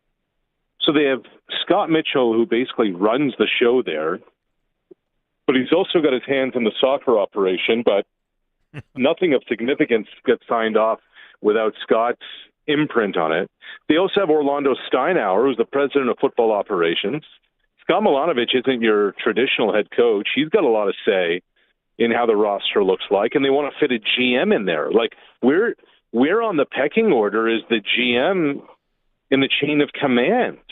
Would it be fourth behind Mitchell, Steinauer, Milanovic? I'm not quite sure. I suspect the former Hamilton defensive coordinator, Mark Washington's, the favorite to get the Ottawa defensive coordinator job. But yeah, there's a bunch that still needs to happen, and there's talk Buck Pierce is going to end up as the head coach in BC. I just wonder if that happens. I know Ryan Rigmaiden's a big fan of his. I just wonder if that happens. The interesting point, and I defer to my knowledge of the sitcom The Office, and to quote, very nice. Whenever there's multiple managers, that works out well, doesn't it? So do you think Ed Hervey was maybe bailing a little bit on some dysfunction in Hamilton? Yeah, I just look, if you're Ed Hervey, you've been there a couple of years, and now you get to go back where you're a big brand in Edmonton. You get a fresh, brand new contract. I think there's a lot more job stability now. You get to hire your coach. He didn't get to do any of these things in Hamilton, you know, brand new owner. So there are a lot of reasons why you would take that job. I would say the Michael Scott and Dwight Schrute of the Canadian Football League would be a heck of a conversation to have. It may be more at the league office, Mr. Thomas, than it would be inside the walls of any organization. You know what I mean? Andy could fit in there somehow, too. I'm sure of that. I'm sure of it. Yeah. Okay. Yeah. I would say Corey Mace is the Jim Halpert of the Canadian Football League. Like he's sneaky clever and is kind of running the show, but doesn't really want anyone to know it. I see where you're going with that. Okay, I can appreciate that. Yeah. It's funny. A lot of football executives, though, they'll keep their cards close to their vest. To me, it fascinates me in the fact that so many seem to be laying things out. Like Chris Morris, the new president of the Edmonton Elks, gave himself a self-imposed deadline of November the 24th to get his football operations staff in place. I'm like, okay. And now we've seen the new general manager out in British Columbia say that, hey, I'm going to go ahead and I'm going to move Vernon Adams Jr. Don't worry about it. I'm calling people right now. Like, is this unheard of and unparalleled? Because that's just the first of many quarterback moves that I'm sure we can anticipate this offseason.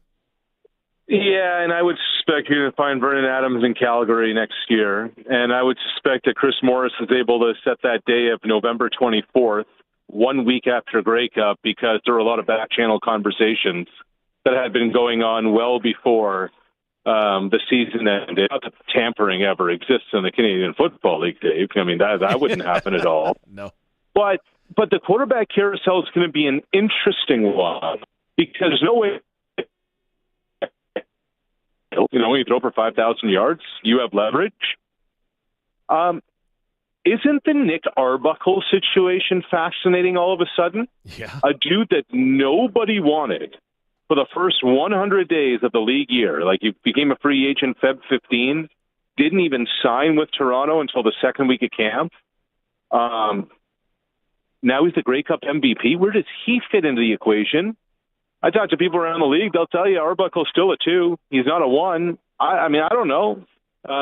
He had a hell of a week, right? He had one great game where he didn't overextend himself beyond one throw. So where does he end up? Where's the dynamic of? I'm told Cody Fajardo is done in Montreal unless he's willing to play for a lot less. They're going to move forward Davis Alexander there. So there's a lot of kind of moving parts of the quarterback position that still has to unfold. What about in Ottawa? Jeremiah Masoli and Drew Brown, they coexisted this season. Do they continue to coexist, or are the Red Blacks even thinking maybe they can find an upgrade? I'm told that Drew Brown is going to be the starting quarterback in Ottawa next year. They're moving forward with him as the quote-unquote guy. And quite frankly, Dave, they weren't sure what they were getting in February when they signed him. Brown had never really been a franchise quarterback beyond, a couple of spot starts here and there. He'd never been a number 1. They're comfortable moving forward with Brown. So I don't know what that means for Masoli. Would Jeremiah be a number 2 and take number 2 money? Would that be a distraction the moment things go awry? Masoli obviously has a relationship with the play caller in Ottawa, Tommy Condell. But barring unforeseen circumstances, you can expect Drew Brown's going to be the guy with the Red Blacks. I know that people are going to despise me saying this, Arash Madani. The idea that McLeod Bethel Thompson, I thought, had a pretty good season, just didn't have any W's. Sure. But is he around next year? I think that's up to McLeod. I think if McLeod Bethel Thompson wants to continue to play pro football and wants to continue to play in the CFL, there will be a job waiting for him. McLeod's in an interesting situation. His wife is a movie producer with, that works on Marvel films. Mm-hmm. And McLeod is not just the tip money in the relationship. He's more like the parking. When they go for dinner, McLeod pays for the parking and Mrs. MBT pays for the rest. But he likes to play. He wants to play. Remember, he took a year off after they won the Grey Cup in 22. So I'm not sure. He checks a lot of boxes of what a starting quarterback needs to be, and he was productive. And I think if you make a list of the top 20 reasons why the Edmonton Elks didn't win a lot of games this year, McLeod Bethel Thompson's name doesn't appear on any list of the top 20 reasons. Absolutely. Okay, before we put the CFL to bed for today, Arash, Grey Cup, did Winnipeg blow it? or did Toronto win it, or was it a combination of both? Again, what did you see upon further review going over that Grey Cup? I mean, both things can be true, but the definitive play of the game for Toronto on offense was the touchdown pass from Arbuckle to Jean Brissett, Grey Cup MVP to the top Canadian. And Dave, when you look at that play, guess what we found upon further review? 11 guys on the field on defense for Winnipeg. Yep. They played one short. Now, where does it get worse? What happens after that touchdown? Kickoff, Zach Calero's pick, next Toronto offensive play, 11 guys on the field for the Blue Bombers. Wow. I mean, look, this is the fourth quarter. It's still a game at this point, right? Yep. There's a one-score game, then a two-score game at that stage, and basic personnel with all the changes going on. Argo's flipping guys on the field, whatever. There was an injury for the Bombers. Back-to-back Toronto offensive plays in the fourth quarter. One was an immediate touchdown. The next one led to a touchdown. The Bombers didn't have enough dudes on the field. It was an exhibition of coaching malpractice by Winnipeg throughout the night. Toronto went and got it, and Dinwiddie coached the thing magnificently, and Arbuckle played it the way he needed to. But to not have the right number of dudes on the field and back-to-back defensive snaps, yikes. Arash, I'm not going to kid you. We're supposed to be happy on a Friday, and when you say the wrong number of players on the field in Saskatchewan, that still stings a little bit. Right. Just throwing that out there. One fewer, not one too many. Look, I know where my bread's buttered. I thought that would get some Rider fans happy that the rivals down the street. Like, it's one thing to count too many. These guys can't count enough. Yeah. Fair enough. I'll go with that. Now, I want to change gears, go to baseball a little bit. I had a dream last night that Juan Soto had signed in Toronto. I don't know what I was doing prior to said dream, but it is also it's going to. It's also Tip O'Neill Award season, and you get an opportunity to vote on this when it comes to Canada's best baseball player. Is that right? Yeah, every year Canada's top player. Dave, I have to tell you, when I looked at the list this year, it surprised me how much quality there is. Like Nick Pivetta threw the second most innings ever by a Canadian this year. Wow. In Boston, Fergie Jenkins being the first. And he's not even in the top three. The way it works is you get 3 votes on your ballot. Whoever you vote one gets 5 points. Whoever you vote second gets 3, and whoever you vote third gets 1 point. I had to go with Vlad. I mean, it wasn't a AL MVP season like 3 years ago, but it was pretty close. He got my first vote. But then Josh Naylor of the Cleveland Guardians and Tyler O'Neill both hit 30 home runs this year. You know, and the Guardians-Yankees playoff series was terrific. Josh was in the middle of it. O'Neill's having himself a career renaissance. It didn't work out for him with the Cardinals. Ends up in the AL East, goes into Fenway Park, and just mashes. I know, Dave, that a lot of eyes are going to be on the on the Olympics in February of 2026. Yeah, the World Baseball Classic is one of the most underrated global events out there, and Canada's got a shot to have a real team at the WBC in 2026. And if these guys continue to mash and they show up, and Freddie Freeman continues to play for Team Canada, we may be on to something a couple of years from now. Yeah, that will be fantastic ball for sure. When it does come to Canadian baseball players, though, he missed most of the season with that injury that kept him out of the Blue Jays bullpen. That's Jordan Romano. Do you think that he's going to be available to return from his injury? Have you got any insight? Well, there is a realistic chance. I'm not saying it's going to happen. There's a realistic chance Jordan Romano's not a Blue Jay next year. Wow. He's owed $7.5 million next season. 2024 was a disaster with injury for him. Will the Blue Jays non-tender him over the next few weeks? That's a real question. And they intimately are aware of what the injury is. They're very close to the luxury tax threshold. I can't foresee a scenario where the Blue Jays are going to sign a big-time free agent and keep Romano. And there's a scenario in which they don't sign a marquee free agent and are just saying, you know what, it may be time to part ways. Now, their bullpen was a weakness last year. Yeah. But, there's a real possibility. Now, that, you know how free agency goes, that can all change.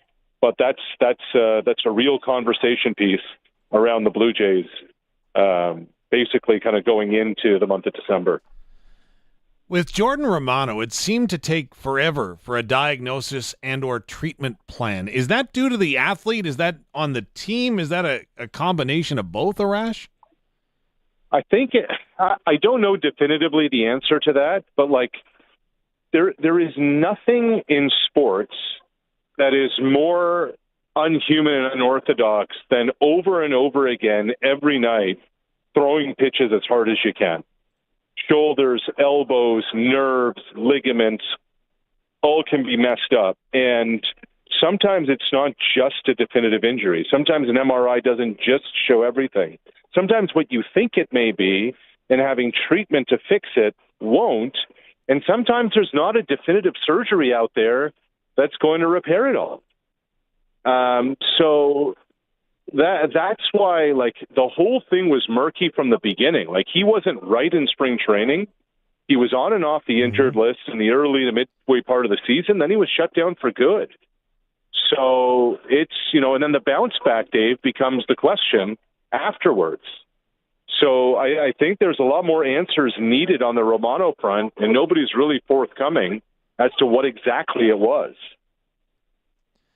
All right, before we move on, we've got two more pieces of business to take care of. First of all, up in Saskatoon last night, the men's senior national team took on the Dominican Republic, scored a very convincing win in AmeriCup qualifying, which, of course, can lead to an opportunity for a berth in the AmeriCup, then the World Cup, and then the Olympics. You were at the Olympic Games when the NBA players were involved. These aren't NBA players up in Saskatoon, but it has some definite ramifications. I'm surprised that the NBA hasn't adopted some form of international window like other sports have. Are you surprised at that at all? I'm not. I mean, the big one that is the main Olympic qualifier, but even a big international event, is the FIBA World Cup. Mm-hmm. Summer of 2023, Canada went to Jakarta and Manila. Those guys committed for a month in Asia, Dave. Yeah. And that was not only were they qualified for the Paris Olympics, but they ended up winning bronze at the World Cup for the first time ever. So it's more of a summer thing. These are a lot of FIBA things that help with your overall ranking, etc. Okay. But the NBA is not going to give anybody its revenues unless there's a lot in it for them. And FIBA isn't going to give the NBA any revenues because they don't care. And so, this actually, that World Cup team 2023, Trey Bell-Haynes, who's kind of become the face of this window's national team, Trey Bell-Haynes played for Team Canada then. And having guys who can play international rules, international basketball, matters even when the NBA guys are around. Of course, Canada will wrap up that qualification Sunday afternoon when they take on the Mexicans here in Saskatchewan and, of course, up at SaskTel Center in Saskatoon. Now, Arash, before we let you go on this Friday, the Regina Pats are getting set to go out on a long road trip, and we've been talking about road trips, and many of us live vicariously through you and your travels around the globe. Any packing mishaps or tips that you would want to share so you're not like me and forgetting your contact lenses before you try to go call a football game on the road? Dave, you know what's amazing? I spend so much time on the road, I swear every trip I forget something. But my packing routine is that whatever's in my carry-on, whatever's in my suitcase, if it's a long trip that I check, it just stays in that suitcase, stays in that carry-on. When I do the laundry, I don't mix my house, the clothes I have at home, and the clothes for the road. Each bag is its own. And then that way, I have a big wardrobe, but they're basically in a carry-on suitcase, a checked suitcase, or my home stuff. Then that way I'm not packing and unpacking. I get home, I do the laundry, I throw it back into that suitcase, zip it up, and wait for the next one. So that's my go-to move. That's a solid one because you never end up with the wrong tire or anything, I'm guessing, right? That's right. Wow. And you don't always have to wait for your liquids to be empty for your carry-on, you know? You're able to refresh them. Even you don't need a last drop of toothpaste. Wait for that, you know? Why do I think you're looking at me with that? Jeez. There you go. Arash, appreciate it as always. Again, thanks so much for your insights, and all your coverage of the CFL this season has been terrific. Again, we'll catch up with you next week. Enjoy your weekend. You too, Dave. Thanks, man. Arash Madani joining us, of course, out on the Western Pizza Guest Hotline. Coming up, 17 years ago, it only happened for the 4th time in Saskatchewan Roughrider history. We'll get to that. Also, of course, it is your senior hockey report. We're going to check in with Barney Shankaruk on that. It's all coming up here on the all-new Sportscage. Of course, we're streaming at sportscage.com and, of course, across Saskatchewan on your radio dials at 620 CKRM.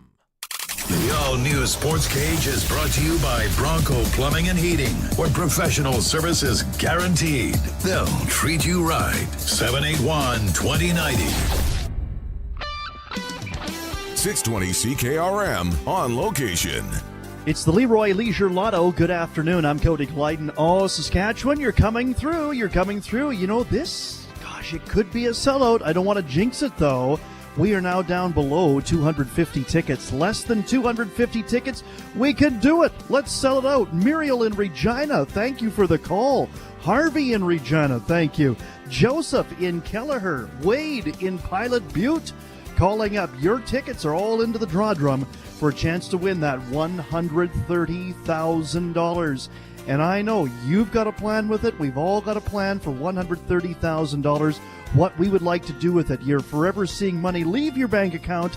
Wouldn't it be nice to get a check so that you can actually put money into the bank account and you can use it to pay off the mortgage or whatever you want to do with that $130,000?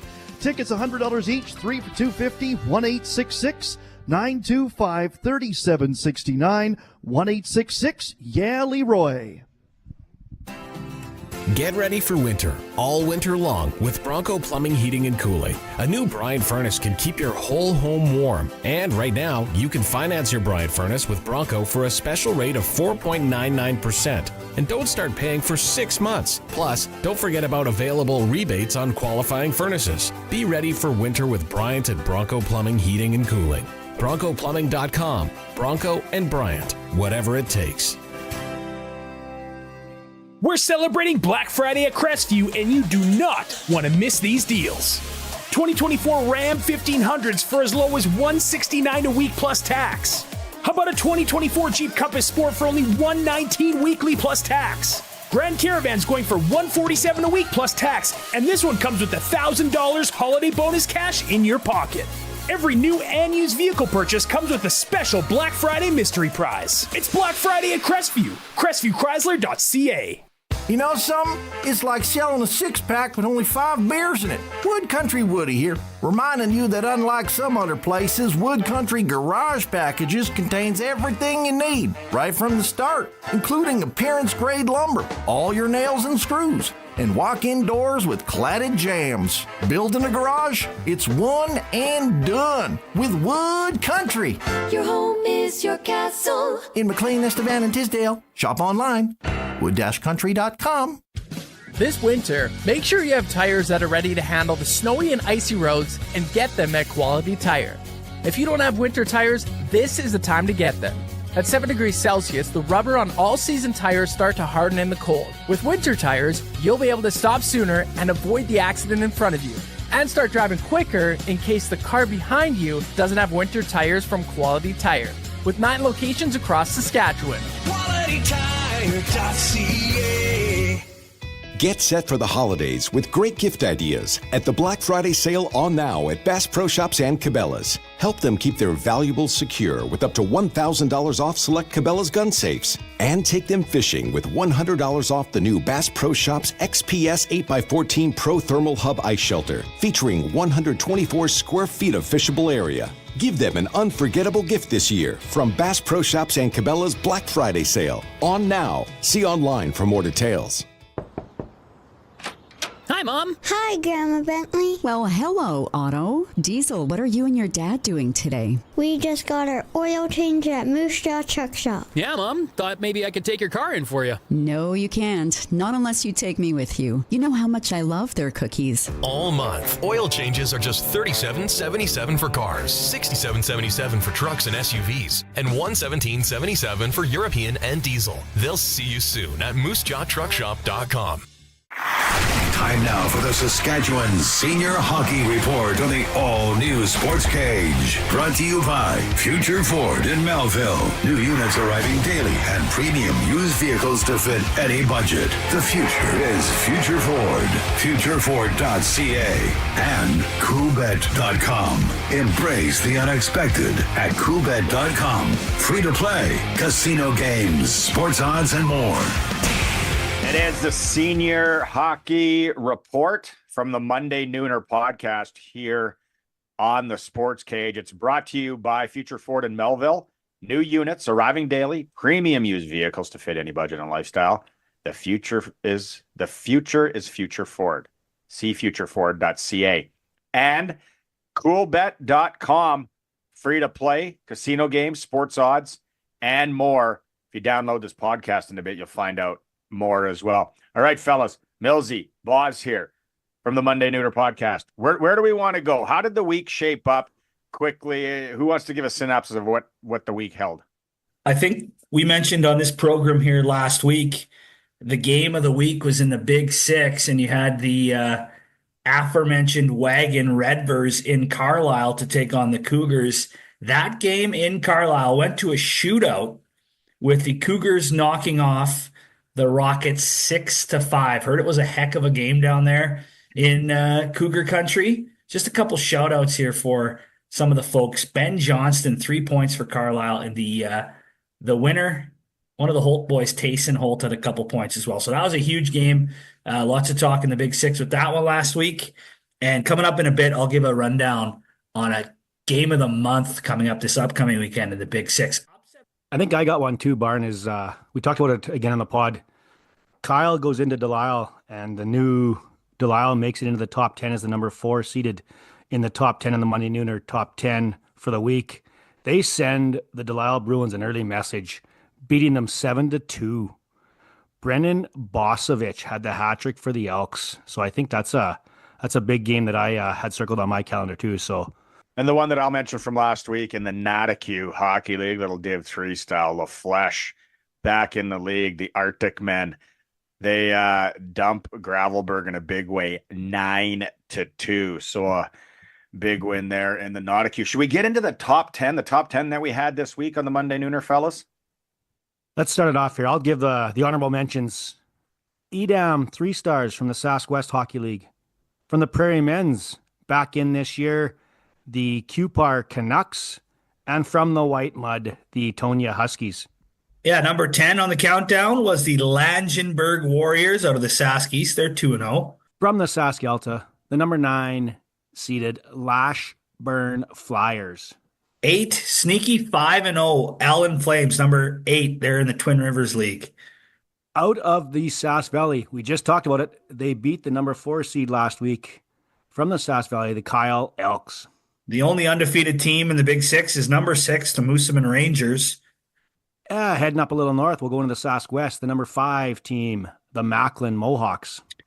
Number 4, just up the 11, the Davidson Cyclones. They've got a perfect record in the Valley, 2-0. In at number 3, from the Long Lake, we discussed a little bit of them. Still don't know much about them, but they've set a couple of dirty beatings on some teams. The Foam Lake Flyers at 3-0. And in number 2, we'll talk about a big match coming up this weekend. Sneaky team, used to be a wagon, haven't been for a few years. The Leroy Braves, they're 4-0 to the Long Lake Hockey League. And in at number 1, they were number 1 last week. They didn't play this past weekend, so we left them there out of the Coppell Valley, the Raymore Rockets. If you want to get any more on the top 10 and then hear the pod, the Monday Nooner podcast, you get it anywhere that you can get podcasts. We go through in depth the week of senior hockey. Okay, what's coming up, fellas? this weekend. I know there's some player signings. A player comes back from pro, signs in Saudi. That time of the year where guys are maybe feeling their way out down south, and then if nothing else fails, they come back and play some senior back home. But what games are you focusing on first, Millsy? There's a big one. We just talked about them in the top 10. Friday night, if you're around the Leroy area, I would head down to the rink and check out Foam Lake in Leroy on Friday night in that Long Lake Hockey League. Yeah, I've been kind of talking a lot of Big Six here on the show. That's where we're headed this weekend. Game of the month in the Big Six. The Redvers Rockets are 2-0-1 with that overtime loss to Carlisle. They're home to the Moosomin Rangers, who are, like we mentioned, the perfect 3-0. So the two top teams in the Big Six with an early, late November Saturday night showdown, 8 o'clock Saturday in Redvers. It's going to be an unreal tilt. Couple of doozies there. The one I'm going to pinpoint Friday night, that's tonight, 8 p.m. in Rollo, just because two of the newer teams in the Nautic Hockey League. It's the Auction Men from Rollo taking on the Arctic Spa Boys from La Flèche. Should be a good one, 8 p.m. at the Rollo Memorial Rink. Anything else on player-wise, guys? Have you heard any teams still looking for players out there? I know, like a couple of weeks ago, I was in Kenaston, and they're still looking for a potential import spot to fit in. And there was rumors around an ex-Spokane Chief playing down in the East Coast in Fort Wayne was on his way back to the province of Saskatchewan in Chase Berthollet. But I did hear he has signed on and is playing with the U of S Huskies for the remainder of the year after Christmas. So he is checked off the list. There we go. Some good insight. You want all your senior hockey talk, like I said, the Monday Nooner podcast. You can follow them on Twitter. A lot of news there, Monday Nooner podcast. Fellas, thanks so much as per usual. That is it. The senior hockey report for Future Ford in Melville and coolbet.com. Dave, back to you in the studio. Thank you so much, Barney. Yeah, going to be a terrific weekend of hockey. And we're going to talk a little SJHL coming up after 5 o'clock. Also on the way, we are talking Edmonton Elks football with the voice of the Edmonton Elks, Morley Scott, going to be joining us momentarily. But we'll get to your answers for today's pop quiz. It was 17 years ago today that this happened to the Saskatchewan Roughriders, or for the Saskatchewan Roughriders, for only the fourth time in team history. We'll get your thoughts coming up from the text line. Yeah, it's filling up at 936-6262. The text line brought to you by Capital Lincoln Ford. We'll take a time out and come back with more. This is the all-new Sportscage. We're streaming at sportscage.com. Like, subscribe on YouTube. Find our channel just by searching it out. Or, of course, listen as always on the app, online, or wherever you are with 620 CKRM. 620 CKRM on location. Well, thanks very much there, Dave. It's Cody Glyton broadcasting from the Leroy Leisure Lotto. George and Barb down in Weyburn, they called in. And to George and Barb, congratulations and good luck to you. Your ticket is into the draw drum for a chance to win the $130,000. And who knows, maybe some volunteers will be calling you and saying, well, you've got a decision to make. Do you want that leisure package, which is your choice of brand new truck? That comes with a 2025 Grey Wolf travel trailer. And then your choice of either the Sea-Doo and double trailer or the two Polaris ATVs. Or maybe you just want money, $130,000. Second prize is that hot tub or $10,000. Third prize, $5,000. 30 more cash draws on top of that. And the 50-50. We have only about 200 tickets remaining. The phone lines have been very, very busy today. Thank you, Saskatchewan. Let's not slow up on this momentum. Keep those calls coming in right now. We've got operators here for you. 1-866-925-3769. Water heater and water softener rentals are now available at Bronco Plumbing, Heating, and Cooling. Instead of paying big money up front, you can rent a water heater and water softener directly from Bronco without the worry or hassle. They have a long history of renting water heaters and water softeners, and they're maintenance-free. Bronco comes and does all that for you. Saskatchewan's best water heater rentals are from Bronco. Call 306-781-2090. Professional, courteous service. BroncoPlumbing.com. Nelson Homes is having a year-end blowout sale of select quick possession homes that you don't want to miss out on. Save up to $40,000 on in-stock show home and spec home RTMs. Available for quick possession and spring delivery. Find out more at their website, homes.nlc.ca, and click Quick Possessions on the top banner. And for general information, call 1-800-661-6534. Nelson Homes. Trusted quality and service since 1949. Black Friday week is coming up at Extreme Hockey and Sports. Get 25 to 50% off selected items. Check out the Bauer Fit Lab for your custom skate fitting. And check out the new shooting lane. Feel great on and off the ice. The massive Black Friday hockey sale at Extreme Hockey and Sport for the hockey player on your list. And don't miss the amazing Agribition Yeti sale event at the revamped Pro Shop at the Cooperators. Extreme Hockey and Sport, 1425 McIntyre Street and the Pro Shop, conveniently located at the Cooperators Center. For the leanest, meanest prices in the crop input industry, call Johnston's Grain.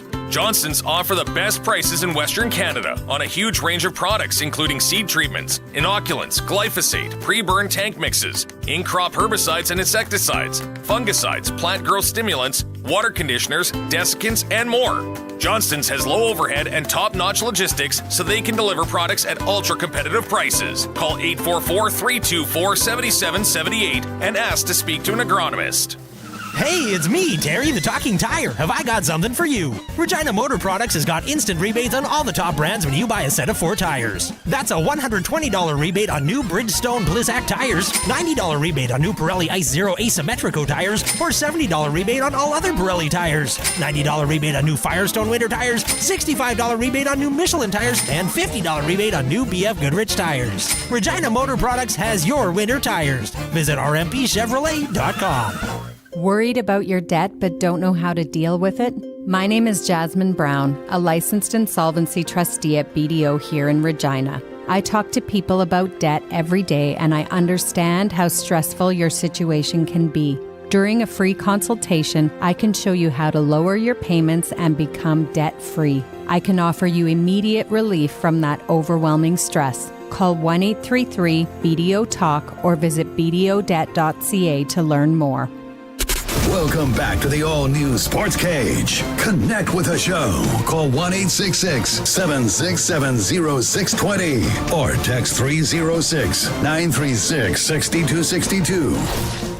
Well, we're keeping an eye to the sky around Saskatchewan as there is some winter weather that is moving in. Of course, we'll have more coming up from the CKRM newsroom just moments from now. But yeah, there's more snow coming. We're going to have to contend with it right now. If you're heading for the roads, things seem to be all right. There is some loose snow pockets on some area highways, so take care if you are heading for the road. Busy night in sports coming up, not in the NHL so much, though. Just 2 games that way. The Winnipeg Jets, who lead the league, are in Pittsburgh taking on the Penguins. Buffalo taking on Anaheim. The Anaheim Ducks have won 3 in a row, but there's 5 games in the SJHL, 2 in the Prairie Junior Hockey League as well on the ice tonight. But it is Friday, the 22nd of November. Gentlemen, Colson and Curtis, we brought you in and told you that it's a Friday. We're kicking back. We're relaxing without Barney here. I'm Dave Thomas filling in. And so we went back 61 years ago, and that was the assassination of JFK. So 2 quiz questions for you, and we can use a lifeline on this because we've got a number of texts coming in on the Capital Ford Lincoln text line. All right, so it was on this day 17 years ago, 2007, for just the 4th time in Saskatchewan Roughrider franchise history, this happened. You were throwing some good ideas out, Colson, revolving around the 2007 Grey Cup. Any further ideas? I probably shouldn't have read the texts then, because that gave me a few more ideas. So that's all right. Well, let's go through them. Travis says hosted a playoff game. Tim says clinching first place. Brandon says playing a backup quarterback in the Grey Cup. The Riders S logo changed on this day. That wasn't it either. However, Andrew up in Saskatoon has got it. That's what I was going to put my money on. Yeah? So, yeah. Curtis, you got any idea? No. 17 years ago today, 2007, during Grey Cup week in Toronto, Kerry Joseph was named the CFL's most outstanding player. Only the 4th time in Saskatchewan Roughrider history that happened. It was George Reed winning it in 1965. And Ron Lancaster won it twice in 1970 and 76. So there you go. Okay, pop quiz question number 2, gentlemen. A man by the name of Sean Fanning was born on this day 44 years ago. So it's his 44th birthday. Sean Fanning, albeit somewhat illegally, or at least borderline, has probably got more money than, well, he's got a lot of money. We're not talking like Elon Musk money, but we're talking up there because he created an invention on the internet. Do you know what he invented that was pretty illegal and he lost a lot of money for it, but still made some pretty good money at the same time? Sorry, how many years ago? Well, he's 44 years old, and this was an early popular thing back in the 2000s, very early 2000s. Was it like Pirate Bay? Close. Ooh. Have you guys, okay, this is the question. Have you guys heard of Napster? Oh, yes. Napster. Yeah. Yeah. He's the guy. 44 today. Also, speaking of big numbers, we were talking about this earlier, Colson. Daniel Jones, I can't even believe I haven't mentioned this yet, was they agreed to part ways to Daniel Jones and the New York Giants after, what was it, last March that he signed that 4-year, $160 million deal. Yeah, and he's played 10, 11 games this year? Yeah, and got benched and basically said, well, if you're benching me, can I just go? Is basically what he said, I think. Yeah. Any guesses where he lands? It seems like a Cowboys move to pick him doesn't up, it? It sure does. It sure does. And, of course, the two are rivals, which would be incredible. But 4 years, $60 million, and he walks away. Did anybody see the NFL game last night? The Snow Bowl? The Snow Bowl. Yeah. Cleveland defeats Pittsburgh 24-19 in that game, and it was a last couple of seconds field goal that really set the tone and set it apart from the rest. We have a clip of one of the field goals. I think this was the one the announcer said, and it's good if you can see the ball. If you can see the ball? Yeah. Okay. Well, again, it to me at the start of the game, though, didn't look that bad. See, and now we get a view of it at sportscage.com, of course, streaming, but yeah, might be good. I like Mike Tomlin's beard for the head coach of the Pittsburgh Steelers, right? He had the snow going in the beard. Oh, it happens to me all the time. Yeah. Yeah? Yeah, snow beards, yeah. Especially shoveling in a blizzard, like, what was it, Tuesday when it was blowing? Yeah. Yeah, no, I was out there for 5 minutes and then had to move from the backyard to the front yard, and I passed a mirror, and I was like, oh, yep, there we go, full white beard. Do you get the freeze up, though? You know what I mean? Like it wasn't icicles? It wasn't cold enough for it this time, but yeah, I've had the freeze up before. I've had the when you get icicles and then you snap the icicle and it snaps hair off in the icicle. That's always fun. Yeah, I know what you're saying. You know what's always fun is a good time over at the Canadian Brewhouse, and the NFL, as we're speaking of which, lives at the Canadian Brewhouse with Thursday Night Football and your chance to win a trip to an NFL home opener of your choice. $1 off tankards of Bud Light and Budweiser. Details are all at thecanadianbrewhouse.com, so check it on out and have a good time with some NFL football that resembled what we've had in Saskatchewan this week and likely what we're going to get coming up starting once again tomorrow. Now, we got lots to get to. It is the Sports Cage on a Friday. We're going to talk some junior hockey after 5 o'clock and get an update with what's happening in Edmonton with the Elks. That's just around the corner. Colson, what do you got going on over there? It's like kind of like I'm trying to cheat off your paper. No more pop quizzes. I thought you were going to break, and I'm like, we still got time, Dave. Oh, okay. No, I thought you were trying to go ahead and flag me down. I thought, what did I do now? Also, coming up on the Sports Cage before we get to 6 o'clock tonight, we're going to go ahead and review more of what you should do when you're packing for a road trip. So we heard Arash Madani. He doesn't unpack when he's going. Dante Decaria, he's forgot his broadcast equipment, which is somewhat of a faux pas. Colson, any tricks? Like, do you get anxiety, guys, when you're going somewhere? Like, if I'm going on vacation, or more appropriately, traveling for work, I get the feeling that, what did I forget all the time? I definitely get the feeling, what did I forget? But as far as anxiety and packing, no. Me and my brothers were notorious for packing the night before for whatever it was, the family trips we were going on. So I didn't usually forget anything, but that's usually because mom and dad brought enough of everything else. Yes. I, when you're packing and you're like, ooh, maybe I should pack this just in case. And like, you don't need like 12 pairs of underwear for a 3-day trip, but you're like, maybe just in case, Well, mom always said to pack extra underwear, right? Yeah. Yep. Well, there you go. So 12's a little extravagant, though. Maybe 14? Yeah, I was going lower, not higher on that. All right, we need to take a break. We're going to go to news and join Cody Glyden. It's the all-new Sports Cage. We're streaming at sportscage.com and, of course, over on YouTube and here, as always, with you on 620 CKRM. See them rise. Partial breakaway, right side stops, waits, he scores!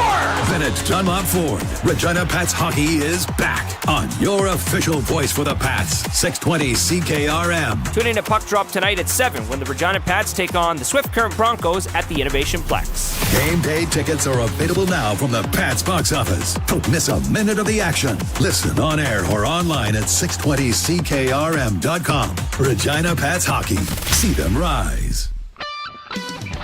620 CKRM on location.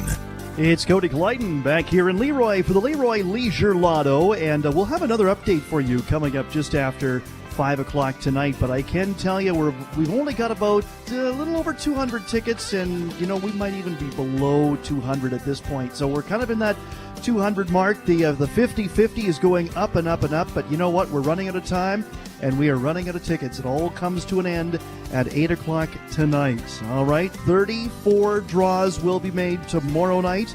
10 draws of 500, 10 draws of 1,000, a draw for 5,000, a draw for a hot tub or $10,000, and then that leisure package and all that money plus the 50-50. 1-866-925-3769. Call us right now.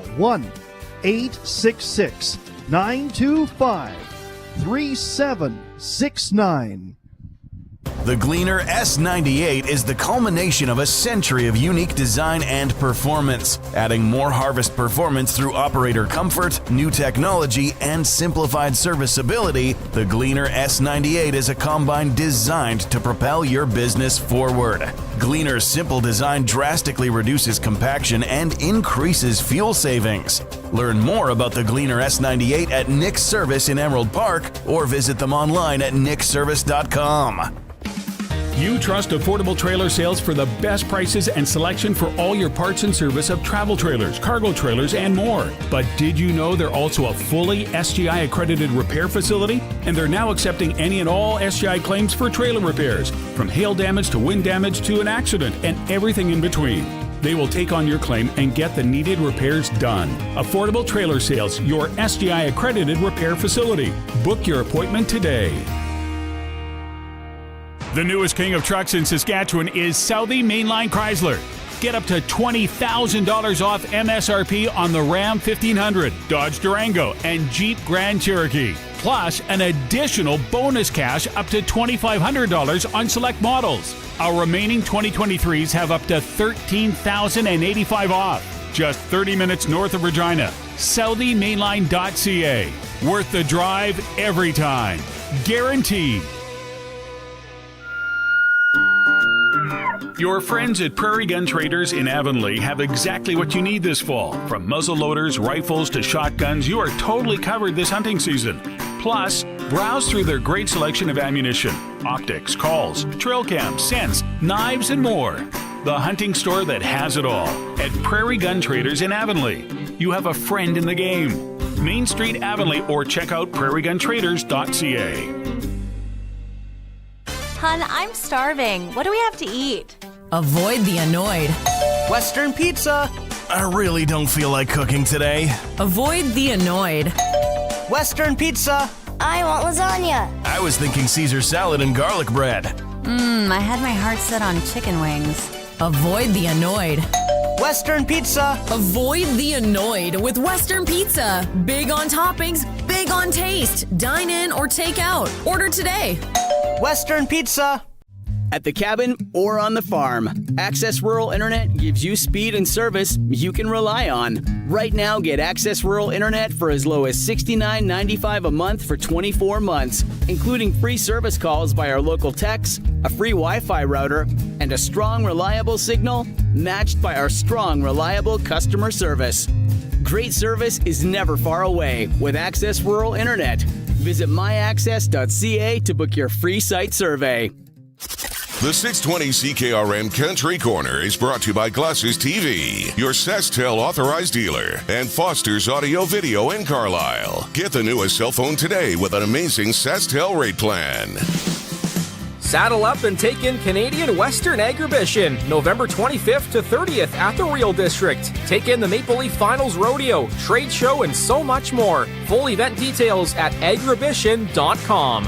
The Dickens Village Festival is December 6th and 7th in Carlisle. See Ebenezer Scrooge, Father Christmas, and carolers. Enjoy a horse-drawn carriage, high tea, the English market, and much more. Visit townofcarlisle.com for details. And spend your Saturdays with the Symphony. The RSO Christmas Special is Saturday, December 7th. See the entire concert list at reginasymphony.com. For more information, visit 620ckrm.com.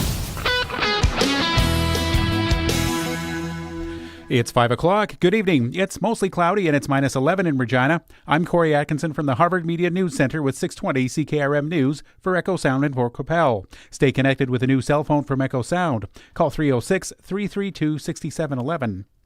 Most of southern and central Saskatchewan has a snowfall warning. Environment and Climate Change Canada says a low-pressure system from Montana will bring 15 to 25 centimeters of snow to southern Saskatchewan tomorrow. Snow will start near the Alberta border in the morning and spread eastward, reaching the Manitoba border by the late afternoon. Most areas will see snow taper off by Sunday morning, though east-central regions may experience heavy snow until Sunday evening. Environment and Climate Change Canada says rapidly accumulating snow could cause reduced visibility and make travel difficult. Milestone RCMP are investigating a fatal collision that occurred this morning. At about 8:50 a.m., Milestone RCMP received a report of a two-vehicle collision on Highway 6, about 19 kilometers south of Regina. Officers responded along with local EMS. Investigation determined that a truck and a semi collided. The driver and sole occupant of the truck was declared deceased by EMS at the scene. He has been identified as a 38-year-old man from British Columbia. His family has been notified. The driver of the semi was taken to hospital by EMS with injuries described as non-life-threatening. Milestone RCMP continued to investigate with the assistance of a Saskatchewan RCMP collision reconstructionist. Pat King, one of the central figures in the Freedom Convoy protest against COVID-19 mandates, has been found guilty on 5 of 9 charges. King is convicted of 2 counts of mischief, 2 counts of disobeying a court order, and counseling others to obstruct police. The Alberta resident was found not guilty of obstruction himself and 3 counts of intimidation. His lawyer, Natasha Calvino, spoke on King's behalf outside the Ottawa courthouse. We're obviously disappointed, but I think the good takeaway here is twofold. One, it was a very thoughtful and very reasoned decision by a very learned judge, and we look forward to dissecting it, reviewing it, and deciding at a later time what, if anything, we want to pursue at a later date. But right now we're focusing on the sentencing. That hearing is set for January 16th. The Crown is looking for significant jail time. The defense will argue for time served and probation. And the U.S. Supreme Court is allowing a multi-billion-dollar class action investors lawsuit to proceed against Facebook parent company Meta. The High Court heard arguments this month in Meta's push to end the suit. Today, the justices decided they were wrong to even take up the case and dismiss the appeal, leaving in place a lower court ruling allowing the case to move ahead. The suit stems from a privacy scandal involving Cambridge Analytica, a firm that backed Donald Trump's 2016 presidential campaign. Investors allege Meta did not fully disclose risks that the firm would misuse Facebook users' personal information. The investors say the company's shares dropped significantly twice after the public learned about the privacy scandal. Sagar Madani, Washington. That's your 620 CKRM News. Read more stories from around your community and around the province at sasktoday.ca and 620ckrm.com. Your weather is next. You are my sunshine, my only sunshine. You make me happy when... Uh-oh. There are some things that can get spoiled. A sunny day, maybe. Aw, and no umbrella or anything. And then there's Echo Sound, your SaskTel authorized dealer, where they have all the top-of-the-line smartphones with all the latest features. With such a wide selection and so many great plans, nothing can spoil it. Yay, rain! Echo Sound, your SaskTel authorized dealer in Fort Capel. EchoSound.ca. When planning a mini winter getaway, take a step back in time with the historic Grant Hall Hotel in Moose Jaw. Built in the 1920s, this luxurious hotel features classic designs, 58 styles of rooms, the most elegant meeting rooms, and a banquet hall. Spend the day exploring, then enjoy an extravagant, relaxing dining experience at the Grant Hall Dining Room and Burrowing Owl Lounge. They have gift cards too, perfect for stocking stuffers. The Grant Hall Hotel Moose Jaw, your vacation destination in a notorious little city with an amazing history. It's 5:04, and I'm Corey Atkinson with your 620 CKRM Precision Weather Forecast, brought to you by Linex Regina. Serious protection, killer looks, 1865 McCarra Street, and for Croft Electric. 27 years of trusted, reliable home, farm, and commercial service. For all electrical needs, croftelectric.com and all socials. Now here's Precision Weather meteorologist Phil Spivak. Partly to mostly cloudy sky for tonight. The temperature down to around -12, then climbing back to -8 through the day on Saturday. There are snowfall warnings in effect for parts of the region as some snow cuts across heavily from the western parts of Saskatchewan through the center of the province. It starts to break down a little bit. That heavier core eases up. We'll still get some decent snowfall, generally 2 to 3 centimeters late Saturday. Higher totals, though, 4 to 6, even some 7+ for areas west. Snow heavy at times through Saturday night, 6 to 10 centimeters across most of the region. The heaviest snow early, temperature holding steady near -8 through the night, and then the snow eases up through the day on Sunday. Light accumulations possible, temperature steady near -8. Partly sunny, maybe a couple of flurries coming in for Monday, but it looks like the snow itself, the heavier snow, is gone. Cold air digs in straight into the center of the U.S., leaves us in the core of this cold air, only -12 on Monday. Then those flurries clear out, partly sunny Tuesday, -10. With your 620 CKRM weather forecast, I'm Precision Weather meteorologist Phil Spivak. Across the province at this hour, Saskatoon is -12, Swift Current -11, Assiniboia -9, Broadview Moosomin -11, Yorkton Melville -11, Estevan -9, and Weyburn is -10. At this hour in Moose Jaw, it's mostly cloudy. Winds are from the northwest at 13, and it's -10. Regina is also mostly cloudy. Winds are from the northwest at 14, and it's -11. For more local news that matters to you, subscribe to the daily newsletter at sasktoday.ca. When you want the best for your truck, you want Line-X. Your truck has withstood the harshest elements Saskatchewan has thrown at it. Rocks, gravel, rain, sleet, and snow, and left with no chips, no rust. Line-X protective coating keeps your truck's bed liners, rocker panels, and bumpers looking like brand new. Don't settle for Brand X. Go with Line-X. It's serious protection. Come see why everybody loves taking their truck to Line-X Regina for their rocker panels, bumpers, and more. Line-X. Make your truck complete. 1865 McCarra Street. Croft Electric. You've probably heard of us because we've been around for over 27 years. We do commercial and residential work? Yes. We do permanent holiday lighting? Yes. We do cabins? Yes. And farms? Yes and yes. We're an authorized Generac generator dealer. We are a full-service electrical company with the experience and the people to service all of your electrical needs. We are Croft Electric. We will be here when you need us. Do it right, do it once. Follow us on all social and call 306-586-1333 to book. Broadcasting from Century Studios in downtown Regina, Harvard Media presents the all-new Sportscage, where Saskatchewan comes to talk local sports. Brought to you by Nelson Homes, supplying home packages and RTMs for over 65 years. Be a part of the show. Call 1-866-767-0620 or text 306-936-6262. The all-new Sportscage. Streaming at sportscage.com and on the radio at 620 CKRM. We are coming down this stretch to the weekend, Saskatchewan. Yes, the final hour of the Sports Cage is here. We're talking junior hockey. Weyburn fans, get ready for that. The general manager and head coach of the Weyburn Red Wings will join us before we get to 6 o'clock, before the snow flies and all that fun. I'm Dave Thomas in for Barney Shankaruk. Of course, there is no quarterback controversy here. Barney is the guy, and he will be back next week, of course, enjoying a little R&R time with his family this weekend. So stuck with me for the next 53 minutes. But a guy that does know a little something about conversations around quarterback, set to join us now. I've been a big fan of his for a long, long time and try to emulate as best as I can on the radio. He's the voice of the Edmonton Elks from 880 Ched. Mr. Morley Scott joins us. How you doing today, sir? I'm good, Dave. How are you? I am well. Thank you so much for taking some time for us. Been a busy couple of weeks in Edmonton, huh? Yeah, it sure has. The attitude of the town is a lot different than it was a couple of weeks ago, too, with the announcements they've made over the last couple of weeks. I guess with 3 weeks, with Chris Morris being named president, former member of the Double E and the Grey Cup champion, and a guy who's been with the Golden Bears for a long time, so well known in the community, knows about the community. And then, of course, this week, Ed Hervey returns as general manager and vice president of football operations. And it's been very busy. It's been pretty exciting, and there was a lot of questions about the Elks going into the offseason, and they're slowly chipping away at the answers right now.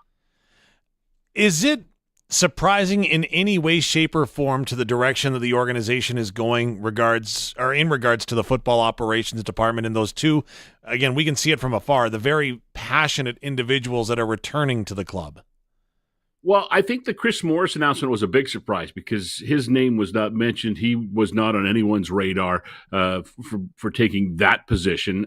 So, yeah, that was a bit of a surprise. Ed Hervey, after the announcement of Chris Morris, Ed Hervey was not a surprise. They played together. They know each other very well. They've been friends for a long time. And as soon as Chris Morris was named president, everyone thought, oh, it's probably going to be Ed Hervey. And indeed, a couple of weeks later, he did name Ed Hervey as the Elks' new general manager. So they've worked together before as teammates, and now they're teammates in the front office. So that part of it didn't really surprise anyone. After Morris got the job, I don't think people were surprised at all that Ed Hervey followed. I know there was some hurt feelings. I don't know if that's the right way to put it when it comes to Ed Hervey. Do you think it was a long conversation in attempting to convince him to come, or do you think it was just mutual? Everybody wanted him, and it just came to a big understanding? I think it took about 4 seconds after he was offered the job for him to accept it. I don't think there was any hesitation at all. I mean, Ed's still got a home in Edmonton. He still lives here during the off season. He's got lots of friends here. He's got deep roots here. He played here for 8 years. He was a scout here for a couple of years. He was a general manager here for 4 seasons. So there was this is home for Ed, and he really loves this team and he loves this organization. I go back to the game when Hamilton was in Edmonton this year. We had a conversation with him at halftime, just a quick little 2-minute talk, and you could just he was talking about how he didn't like what he saw when he came back, the lack of fans and the way the team had been playing. And so and I walked away from that thinking, man, this guy still cares. He really knows this organization and this community, and he really cares about it still. So I don't think it took any time at all. He was, when he was fired in 2017, it was a whole different structure, right?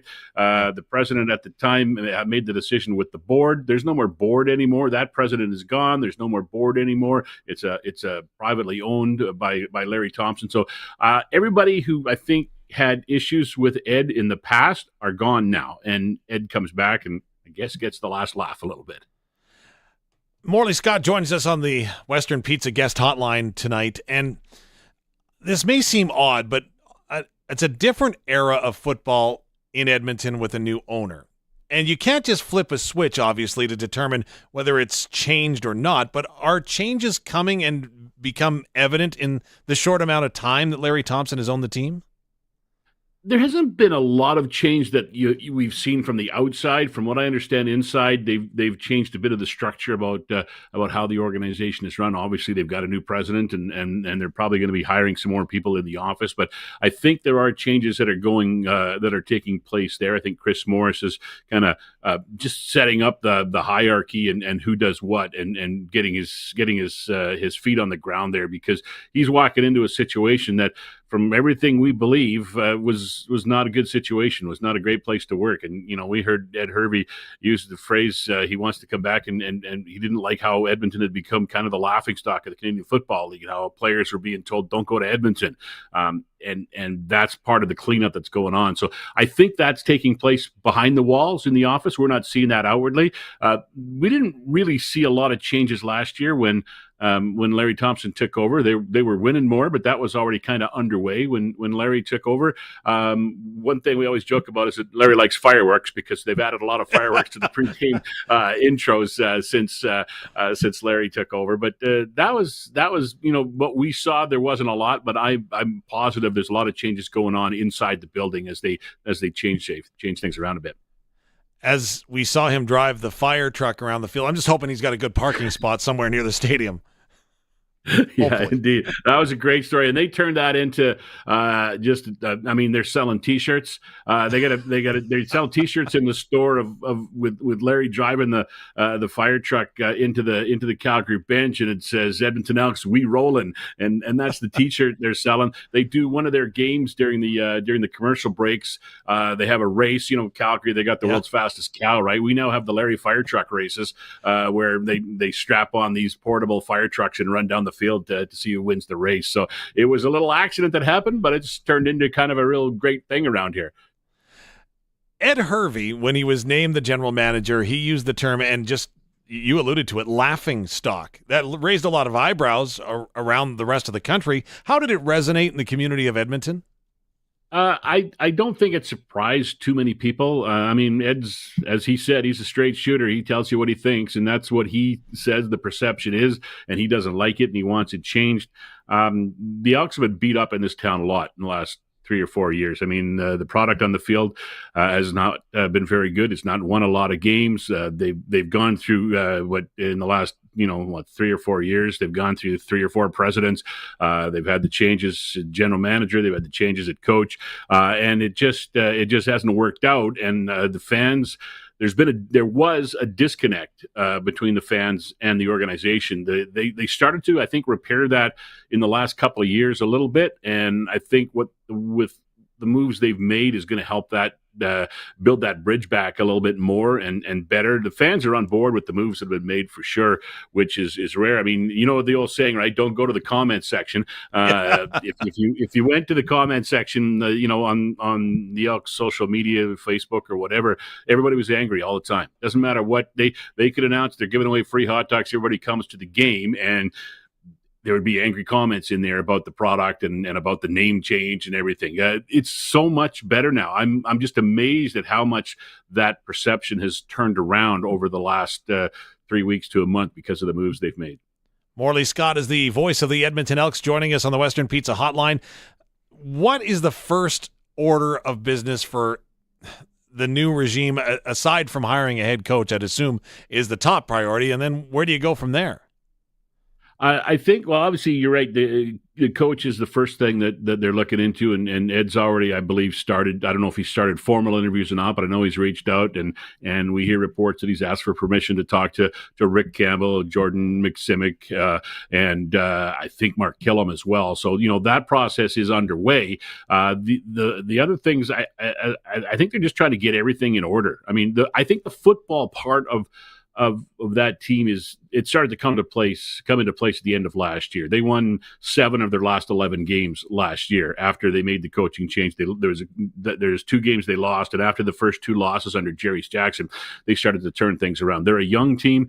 They got a really good group of young players. I mean, they had the Rookie of the Year this year. They had the Western finalists for the Rookie of the Year last year. So they're a team that's very young.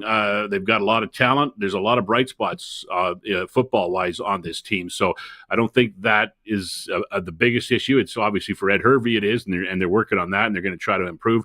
I just think the other part of it is just the business side of things, getting back into the community, getting back in the good books of the fans. I mean, like everybody else over the last few years, the economy's been tough, and they have had issues with their sales.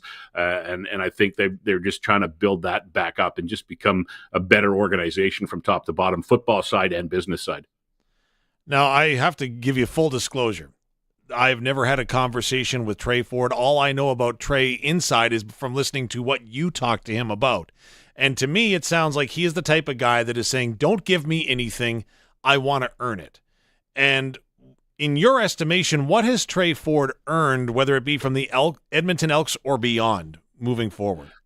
I think he's earned a shot to get a chance to be a starting quarterback, to get the job and to take and run with it, literally and figuratively. He's I mean, the numbers he put up were so good and so impressive. And the difference was, I think last year he really improved as a, he hates the phrase too, as a quarterback, right? Everyone says, well, he's got to learn to be a quarterback, not just the guy who runs with the football.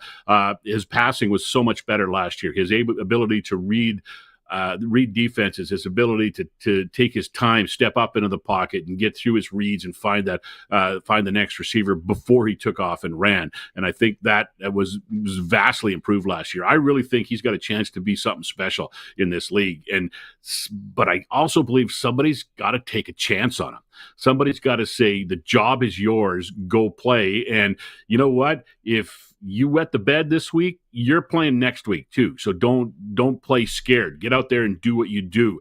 And I think, he kind of ran into that the last couple of years, that when he didn't play well, he got the hook. And then it was a while before he got back in. And, he was impressive last year. I mean, a lot of people talk about he went through some tough things and how he got, yanked in and out of the lineup. But I mean, how many quarterbacks in this league get 18 starts in their first first 3 years in the Canadian Football League. Not many. Right. And so he got an opportunity to get that experience. He got an opportunity last year to be with a veteran quarterback in the quarterback room, which is something he never had his first 2 years. And I think he learned a lot off McLeod Bethel Thompson. Obviously they play a completely opposite style of game, but doesn't matter what style you play. You got to learn to read defenses. You got to learn to be a pro and be a quarterback. And I think that he got that.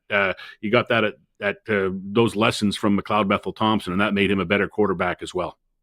Again, from the outside looking in, when it comes to Trey Ford, I wondered at times last year if he was reluctant to run because he wanted to prove to everyone that he could throw the ball. And I thought that he made a statement in doing so. Did you see it that way as well?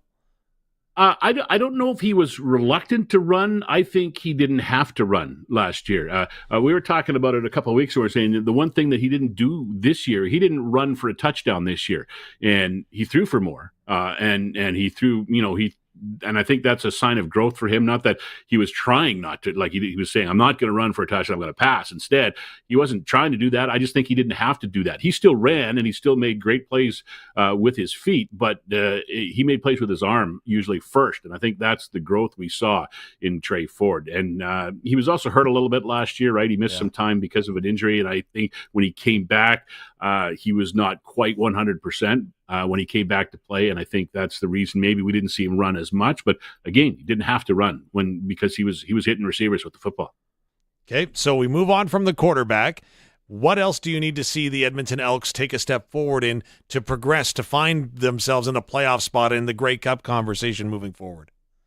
I think defensively, they've got to be better. I think, their offense spoke for itself last year with two quarterbacks and with the quarterback controversy that they had around the team. They still put up great numbers. They were still one of the best offenses in the league, in yards, in points per game, in the red zone. They put up some great numbers offensively. Defensively, they got better as the season went along, but the big thing they had trouble with was the big play. They got killed on the big play in games last year. Everything would be going fine, and then they'd be gashed for a 40-yard gain, and late in the game especially, and teams would figure out a way to win one of those close games against them, and they lost many of those last year. So I think that's the biggest improvement they're going to have to make is on the defensive side of the football. Okay, before we let you go, it is a Friday. We've been talking about road trips. You're a veteran. You've been on the road a number of times, and you got to pack appropriately when you're going. My truth declaration was that I forgot to pack contact lenses before calling a college football game over at the U of A. Thankfully, it's a good vantage point there, and I only missed half the players. But when you're packing, ever have any nightmares on the road or anything that you should pass along for us to remove our anxiety?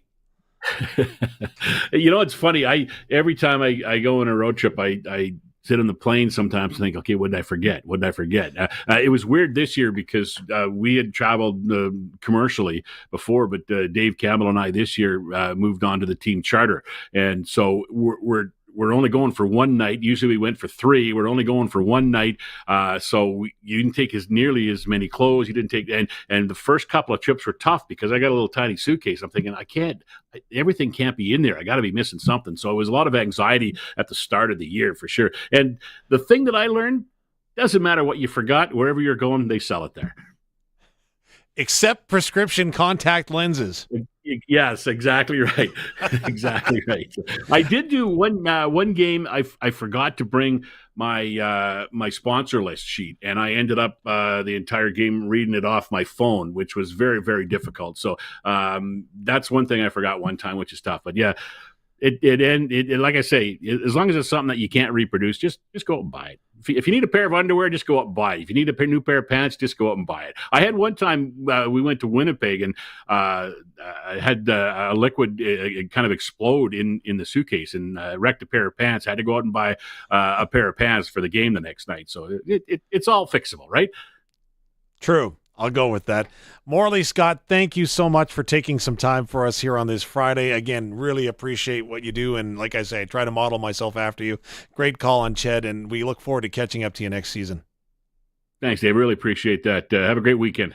All right, Morley Scott joining us, of course, the voice of the Edmonton Elks on 880 CHED. We're going to take a timeout, and we're going to talk with the voice, or the guy that's behind the bench when it comes to the Weyburn Red Wings. Head coach and general manager Cody Mapes is coming up next. This is the all-new Sportscage. We're streaming at sportscage.com and on 620 CKRM.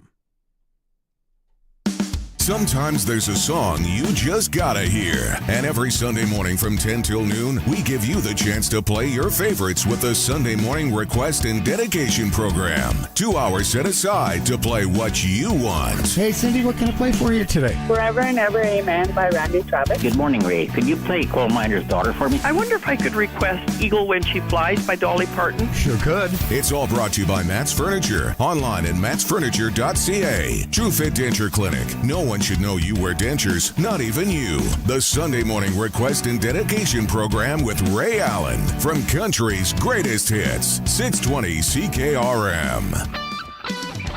620 CKRM on location. Cody Glyden back here in Leroy. For the Leroy Leisure Lotto, want to give a shout out to Audrey down in Gravelburg. Listening all day today, Audrey. Thank you so much. And, well, your ticket is into the draw drum, so good luck to you.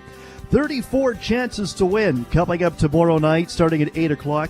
We are under 200 tickets. Under 200 tickets now. We want to sell this out by 8 o'clock tonight. Okay, we can do it, but we need your help. $130,000 is what could be coming your way tomorrow night.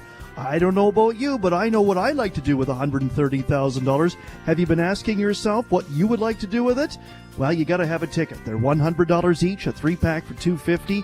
That 50-50, by the way, take home up over $44,000. All right, so it's growing. 1-866-925-3769. 1-866-925-3769.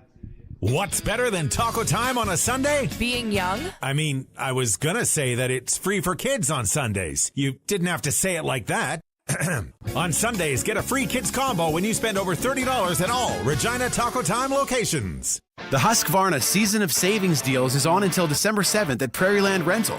Get deals on select Husqvarna items, including snowblowers with up to $400 off. Shop where the contractors shop, and you know you're dealing with local experts. And at Prairieland, you deal directly with the owner. They appreciate your local business, and they've got everything you need for your projects. They'll even deliver. The Husqvarna Season of Savings deals until December 7th. Prairieland Rental, 600 Albert Street, prairielandrental.com. Hi, this is Rod. My wife and I own Wheat Country Motors. You know, our staff is just tremendous. We have a great, diverse team that are knowledgeable, respectful, and they care. That means Wheat Country certified used vehicles are reconditioned properly, and we'll provide a Carfax history and a mechanical report. You're going to get abundant value and an excellent, attractive vehicle. We thank our diligent staff. Truly, we serve you in the rural tradition with a firm handshake and a look in the eye. See us at wheatcountrymotors.ca. Full bore? What does that even mean? Like a full animal? I guess it's better than a half bore, especially if you're the boar. Or is it a full bore like every team's meeting? What's never a bore is driving on slick Saskatchewan winter roads. At least your local Cooper tire dealer carries Cooper Discoverer Snowclaw winter tires. Cooper Discoverer Snowclaw winter tires provide exceptional grip and traction in the snow and ice. See your local Cooper tire dealer for Cooper Discoverer Snowclaw winter tires. You don't want to move cows that don't want to be moved. Instead of trying to move the cows to the water, just install a Keln Solar Livestock Watering System. With a Keln Solar Livestock Watering System, you can put your pump pretty much anywhere without the cost of hooking up to the grid. Leave the cows where they are and move the water to the cows. Learn more about the Keln Solar Livestock Watering System at kelnsolar.com. Keln Solar, we move water. Hey, farmers, ranchers, and producers. The Acres for Education campaign by Agriculture in the Classroom Saskatchewan is challenging you to invest in your farm's future by donating to agriculture education. Students today are our future workforce and consumers. Your donation will get students out of the classroom, giving them real-life experiences that will shape their views on agriculture, help inspire today's youth, and build a resilient agriculture future. Donate at aitc.sk.ca/acres for education. The all-new Sportscage is live streaming from our Century Studios in downtown Regina. Watch now at sportscage.com.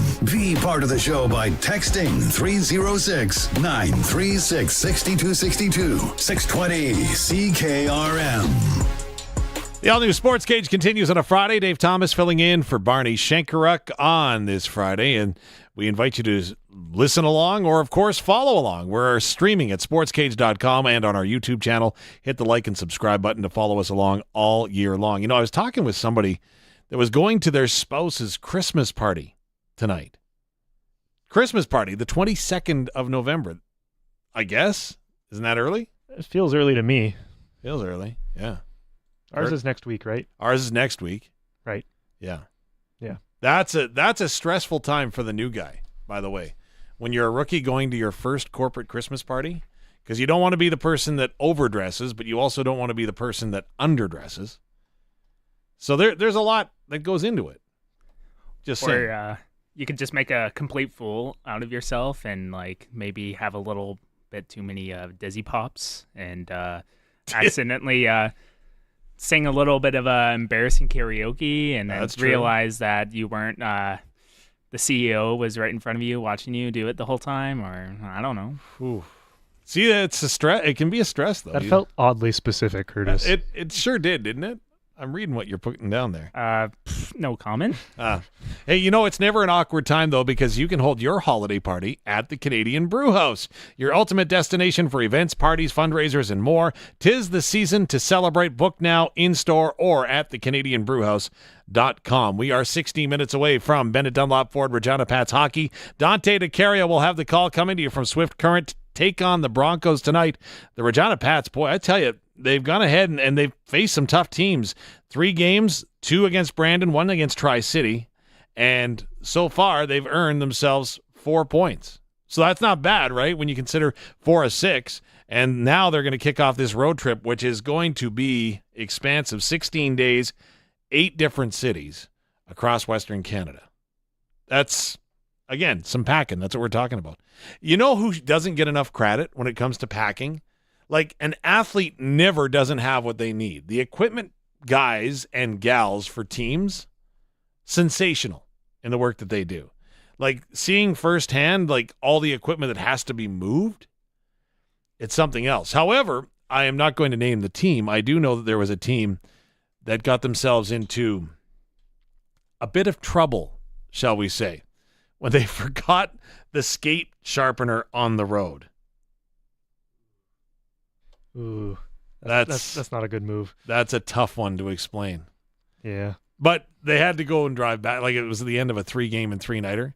So they had to turn around the next Monday, drive back to said destination and get the skate sharpener, because it's pretty hard to lift a skate sharpener, if you know what I mean. Just saying. Just saying. Also, in the Western Hockey League tonight, like I say, it is going to be a full rundown of games as teams are gearing up, and as you would expect here in November. Also on the ice tonight, Tri-City continues their Western road swing. They're out in Brandon to take on the Wheat Kings. Now, I haven't heard whether or not. I would assume that Tanner Howe will make his debut with the Calgary Hitmen tonight, as he was en route to Calgary yesterday after, of course, being dealt by the Regina Pats. The Calgary Hitmen are home to the Victoria Royals. Medicine Hat heads to Edmonton to take on the Oil Kings. The Lethbridge Hurricanes are taking on the Portland Winterhawks. Kamloops and Prince George will square off. Kelowna home to Vancouver. And Spokane takes on the Everett Silvertips. In the SJHL tonight, our good friend Benny Walchuk over on GX94 will have the broadcast between the Melville Millionaires and the Yorkton Terriers. Now, there's some old-time hockey when those two teams get together. Who was your natural rival? Was there a natural rival that you would go to see back in the day? For me? Yeah. I didn't watch enough hockey growing up. No, hey? No. You didn't have a natural one. No, I grew up out in White City, so closest natural rival, I guess, which is just more township rivalry, was Balgonie. Right? Balgonie, yeah. Yeah. And Pilot Butte, kind of, but it's weird because there's the 3 towns right there, so they just kind of pick each other depending on the sport and whatnot, what's going on. So Really? Yeah. Yeah. The what was it?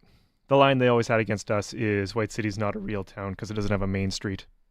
right? Wow. It's a bedroom community, right? So they never had a main street, whereas Pilot Butte and Balgonie have main streets. Streets. I think they also both have railroad avenues, which that's a Saskatchewan staple. Yeah, it is, right? Main Street, Railway Avenue. Yeah. Is it Railway Avenue, always Railway Avenue, or is it sometimes Railway Street? I think it's sometimes street, and then sometimes it's north or south or east or west, depending if you have two of them on either side. Right? True. Right. Okay. Also on the ice in the SJ tonight, the Battleford's North Stars are in Estevan taking on the Bruins. The Flin Flon Bombers up at the Whitney Forum will take on the Nipawin Hawks. Humboldt is in La Ronge. Melfort plays the Kindersley Clippers. Prairie Junior Hockey League, the Regina Capitals, they're home tonight. They're taking on the Saskatoon Royals. The Royals are making a little road trip through central Saskatchewan this weekend. Now, the roads don't look terrific for that, but fortunately they don't have to go far to play their next game. The Delisle Chiefs are up in Prince Albert taking on the Timberjacks, and there's only 2 games in the National Hockey League tonight. I should have asked Rob Vanstone about this earlier. Of course, Rob is a big fan of the Winnipeg Jets, and the Jets did not have a good time down in Florida when they were taking on the Florida Panthers and the Tampa Bay Lightning. But they rebounded with a very convincing home win against the Panthers earlier this week, which I thought was pretty good. Now the Jets are out on the road again as they'll be taking on the Pittsburgh Penguins later on tonight. The Buffalo Sabres are also in Anaheim. The Anaheim Ducks have won 3 in a row. The big news from the NFL today was Daniel Jones has walked away. I don't know if it's walk away or not. Is it cut? What term do we want to use? He was cut. They mutually parted ways. I would say cut. They say mutually parted ways. Yeah. Okay. Yeah. Semantics? Semantics. I also read somewhere that apparently he had a guaranteed like almost $30 million or something if he got injured, and I think that was a concern of theirs as well. So that's part of the reason they let him go, because they didn't want to be in the position on the hook for another $30 million than they were already spending however much it is. Wow. So yeah, contracts are an interesting beast, aren't they? Yeah. Like there are some doozies over time, and again, Daniel Jones, to me, I just don't understand him. Because he is either lights out or running to the end zone and tripping on the 20-yard line. Over his own feet. Over his own feet, right? Like my brother did when he was 2. Right? That's the last time you see a person do that normally, is when they're a toddler. No. Not as a professional athlete in the largest league. Yeah. No. Isn't that the truth, right? All right, we're waiting Cody Mapes to join us from the Weyburn Red Wings. We're going to reach out to him and see if we can get in touch with him momentarily. If you're out in Weyburn Way, give him a nudge. So maybe you're going to the big buffet, right? Everybody knows the buffet in Weyburn. Maybe you're headed that way and you see Cody. Remind him that we're going to connect with him. Hold on. I can confirm, just looking at the starting lineup card for the Calgary Hitmen, Tanner Howe is on their starting line. Oh, on the starting line? Yeah, for tonight. Wow. As of... Is this yesterday? Yeah, I think so. They updated it. So that's what it looks like to me. So that's an interesting dynamic, right? Like, how do you adapt and adjust very quickly with a new team, right? Like, obviously he's talented enough to do that, right? Just saying.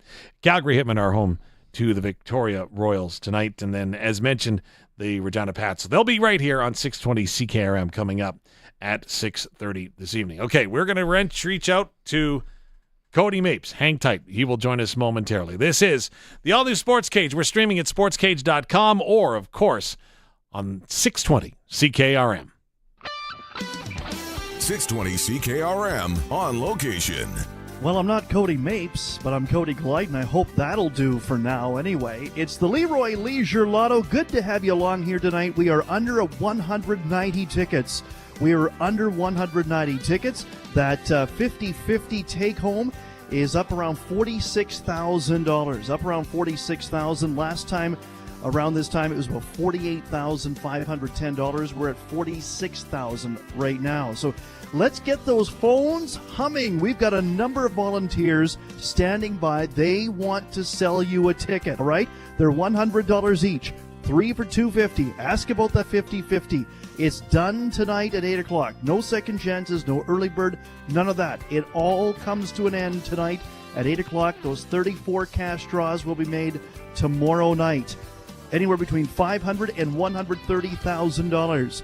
1-866-925-3769. 1-866 at the cabin 925-3769. Is having a year-end blowout sale of select quick possession homes that you don't want to miss out on. Save up to $40,000 on in-stock show home and spec home RTMs. Available for quick possession and spring delivery. Find out more at their website, homes.nlc.ca, and click Quick Possessions on the top banner. And for general information, call 1-800-661-6534. Nelson Homes. Trusted quality and service since 1949. At the cabin or on the farm, Access Rural Internet gives you speed and service you can rely on. Right now, get Access Rural Internet for as low as $69.95 a month for 24 months, including free service calls by our local techs, a free Wi-Fi router, and a strong, reliable signal matched by our strong, reliable customer service. Great service is never far away with Access Rural Internet. Visit myaccess.ca to book your free site survey. Sometimes everything can look perfect on the outside, but inside, things could definitely be better. Luckily, Freeze Tobin has everything you need to finish those indoor renovations this fall.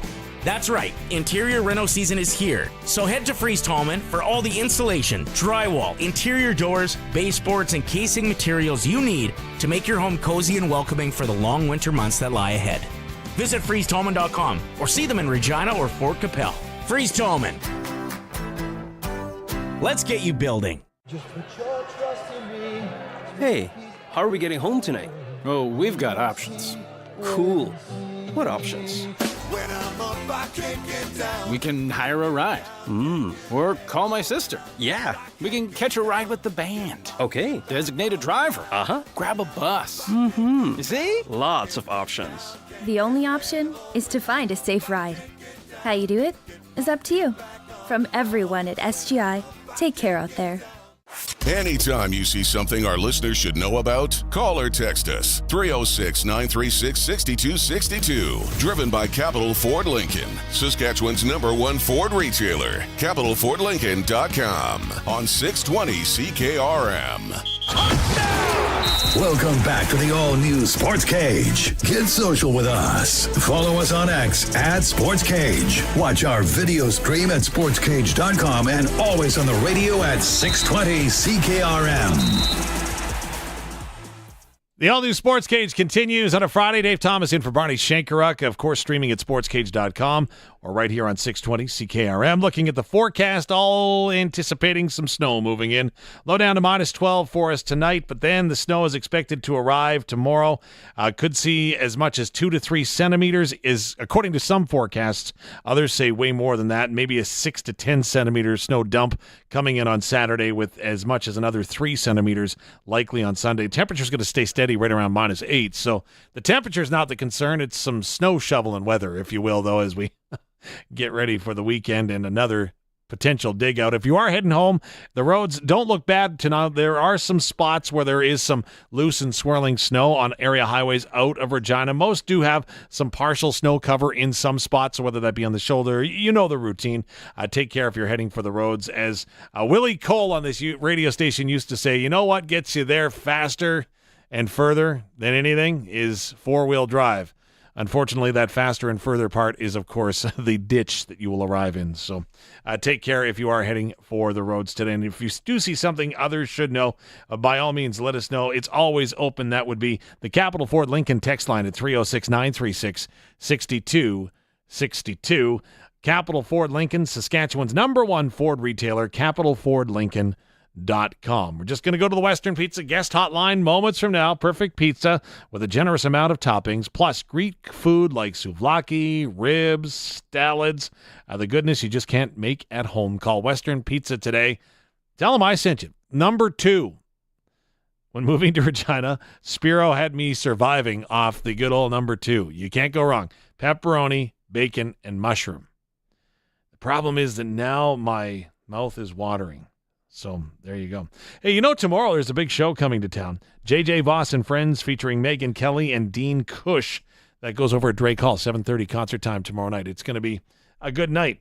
So check it on out. And, of course, you can find out all the details on our website, 620ckrm.com. As mentioned, Pats are in Swift Current tonight. Then they're up in Prince Albert tomorrow. Puck drops 7 o'clock. Both nights, both games you'll hear right here on 620 CKRM, starting with Dante Decaria and pregame talk at 6:30.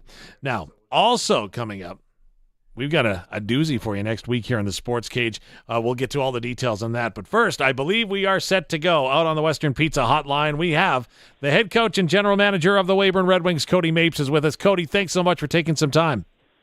Yeah, no problem. Happy to be here. Well, how the heck does the Weyburn Red Wings get a weekend off in the middle of the season? You're off till Tuesday.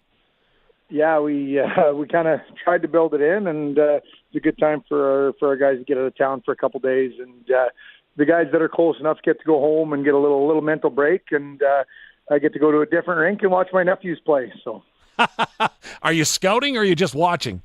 Well, it's U11, so it's the long-term plan. Well, tell me about your season so far. Boy, you were on a real roll there.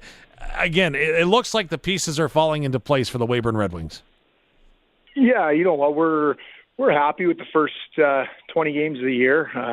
Obviously, there's some things that we would like to improve on, but it's gone fairly well. I think there was probably a few games that maybe we didn't deserve to win, but there's probably a few that we deserve to win. So I mean, it's all kind of usually a wash in the end. But you know what, we're fairly happy with the way the group's going right now. You've been there now a number of seasons, so you obviously have got your fingerprints all over the team when it comes to building it from the general manager standpoint. How has that gone, and are you happy with the group that you've assembled? Yeah, you know what, like our group right now, and junior A is so funny. It's you can have a 2-year plan, but I'm not sure many guys really go through with a 3-year plan. It's more of a retool and go all the time. And I mean, I've kind of learned that. And I mean, now this year coming up here is kind of going to be our first year of my draft classes coming through. And so, we've got 3 kids from the 07 age group signed for next year's team now that we've been really excited about for a few years. And so it's for the scouts and the guys that are out doing the hard work. It's good for those guys to see that the long-term plan is working, and we've got some good Saskatchewan kids coming into play, and that's always exciting. But junior A really is kind of year by year, and especially with the changing landscape, it really is going to be year by year, and so you just got to make sure you do a good job every year of bringing in good people and just making sure your details are good at the start of the year. We will talk about that changing landscape in a moment. Cody Mapes is our guest, the head coach and general manager of the Weyburn Red Wings. You mentioned assembling the group and building for the last 3 years, essentially. How important was it for you to remain patient in that building process? Well, yeah, I think it was, I think it's important, but it was important for myself too, just, being a younger coach in the league, allowing myself to be able to learn and surround myself with good people and knowledgeable people, which has helped me a ton. But, you see other guys come in and do it in 1 or 2 years. And, that wasn't the case for myself, but, we've been very happy. Like when I say we, the board and the staff and, the people that are off the ice, we've been very happy with the progression of things. We've continued to get better. We've continued to be involved in the community. We're having a big impact there right now, which is huge for us. And so, but it's been great. Yeah, we've had to be patient, but, we're excited about the way things are going here now. All right, let's get to that changing landscape. Of course, changes to the way Division I NCAA programs are able to operate has caused a bit of a ripple effect. How are you seeing it?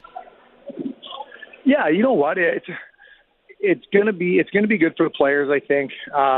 It gives, it truly gives the guys an opportunity to play in many different levels, and it doesn't stop them from going anywhere. And so, we're excited to continue to be a developmental league, and our program for that matter. Like, we've moved lots of guys on after 1 year or 2 years, and that won't change. It might change where they go after they're done with us, but at the end of the day, instead of our high-end guys going to maybe the USHL, they're going to the Western League instead, and that's fine. It's at the end of the day, we're here to move players on, and we're excited for the opportunity. And I mean, there's been lots of conversations already with myself and some Western League teams that just how it might look in the next few years with, maybe you have more 16-year-olds or 17-year-olds in junior A that are those second, third, fourth round picks in the Western League. And again, like I said, they might be gone after 1 year, but that might not have been any different than what we were dealing with before. So it's, we're excited to get to work with some high-end players. And, I don't think, things are changing, but, we're not worried about it. We're just going to continue to try to develop kids. Cody, maybe you'd mentioned how you'd signed a couple of 07s to agreements, obviously, to come play for the Weyburn Red Wings. Has the conversation then at all changed with the players and or the families? Obviously, you network and you converse with them all the time. Has any of that changed at all? Yeah, a little bit, actually. It's the conversation of a 17-year-old staying in AAA so they can go play for a team in Alberta or something like that, or Manitoba. That has drastically changed, actually. Like there's really no reason for a 17-year-old or even a 16-year-old, if he's ready, to stay in AAA. If he's got aspirations of playing in the Western League or playing junior A or in the NCAA, whatever that player's goals are, there's a very clear path now that, it includes junior A, it includes the Western League, and it includes AAA. And so, there's the path now is a lot more clear, I would say. And you know what? We should probably, like I said before, we should see more young guys in our lineups because they know that, if I want to play in the Western League at 17, I'm probably playing junior A at 16 or 17, 18, however it looks. But, I think that it depends on the player and everything too. But, that's definitely a true progression plan now, I would say. So those conversations have definitely changed a little bit. Cody Mapes is the head coach and general manager of the Weyburn Red Wings. His team leads the Viterra division, 13-6-1 through 20 games of the regular season. It looks to me like your team starts with the goaltender out, and boy, a heck of a goaltender you've got. Well, we've got two, maybe two of the best guys in the league. Like, when we went through our stretch there, the month of October to November here, in those 13 or 14 games, we had one guy at 962, I think it was, and the other guy was at 948 or something. And I mean, and we haven't really put more weight on one guy or the other. They've been going back and forth, other than a stretch early in October where one guy played 3 in a row. We've really just gone back and forth, and both those guys are going to have the opportunity to move on and play at a really good level. And we're excited. We're excited that we have both of them, and a lot of that is due to the time and resources we've put into our goaltending. Like, we spend a lot of time on it with our goalie coach Daniel Wapple. He does a really good job with them, and so I can't say that this is just by luck. We've really invested into it over the last few years, and it's coming to fruition for sure. How nice is it as a coach when you're filling out your lineup card that you can look in your dressing room and know that you're not making a wrong choice? Well, it is pretty nice to go into most games going, I know our goalie is going to give us a chance to win. We've definitely been on the other side of it in the last 5 or 6 years where we're going, I hope our goalie is going to give ourselves a chance to win. And, with Daza and Angelo, they both go out and we know no matter how well or how poorly we play, we know at the end of the first period we're going to be in a hockey game, whether we're up or we're tied or whatever it is. But we know we're never going to be out of a game, and so that really allows our guys, if they don't have their A game, they can kind of figure it out. Well, there's obviously a lot of parity in the entire Saskatchewan Junior Hockey League this season. What does your group need to do to continue to move up and maintain your spot in the standings? Yeah, we need to continue to practice well and make sure that we're hard to play against. Like, our back end and our forward group are very different. They work well together, but our forward group, whenever we don't have success, it's just simply we aren't going to the net. We aren't doing the little details that are the hard to play against details. And as long as we continue to do that, we'll be okay. What's it like playing at Crescent Point Place? I haven't been there in a while. I'll be down though this year.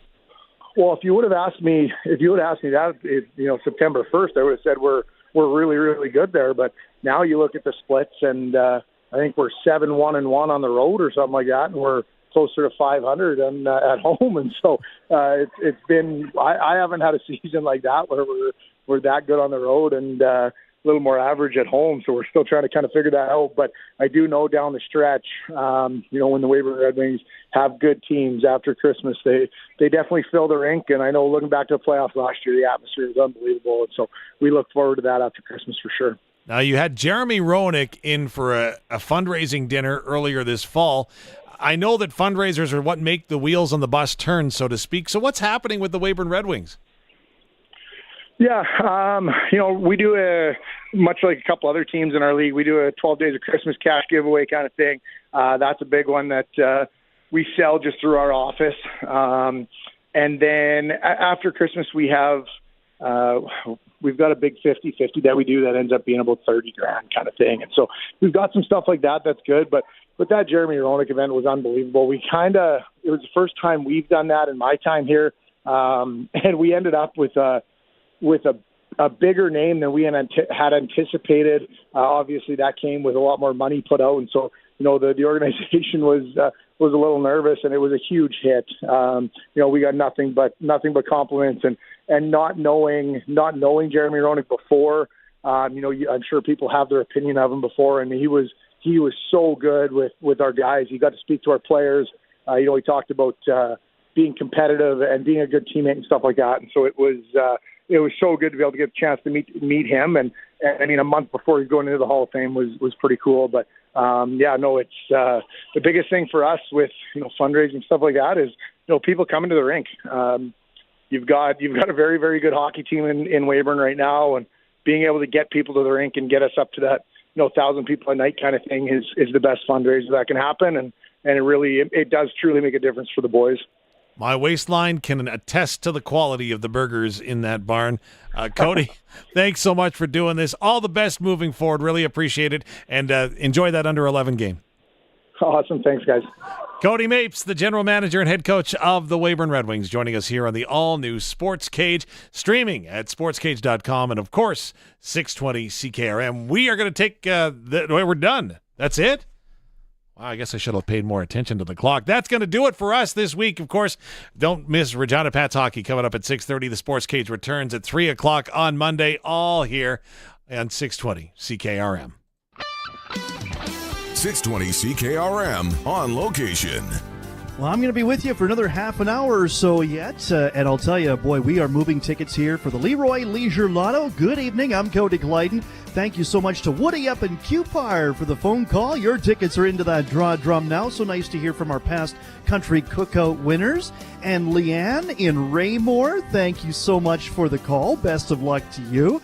All 34 draws happening tomorrow night, 8 o'clock. They got a nice little supper planned here in Leroy tomorrow night, and then they're going to be making those draws, and they're going to make a whole bunch of them. 10 draws of $500, 20 draws of $1,000. Then they do a draw for $5,000. Then they do a draw for a hot tub or $10,000. Then they do the grand prize draw, that leisure package, or $130,000, and it doesn't stop yet. They do the draw for that 50-50, which right now is up around $46,000.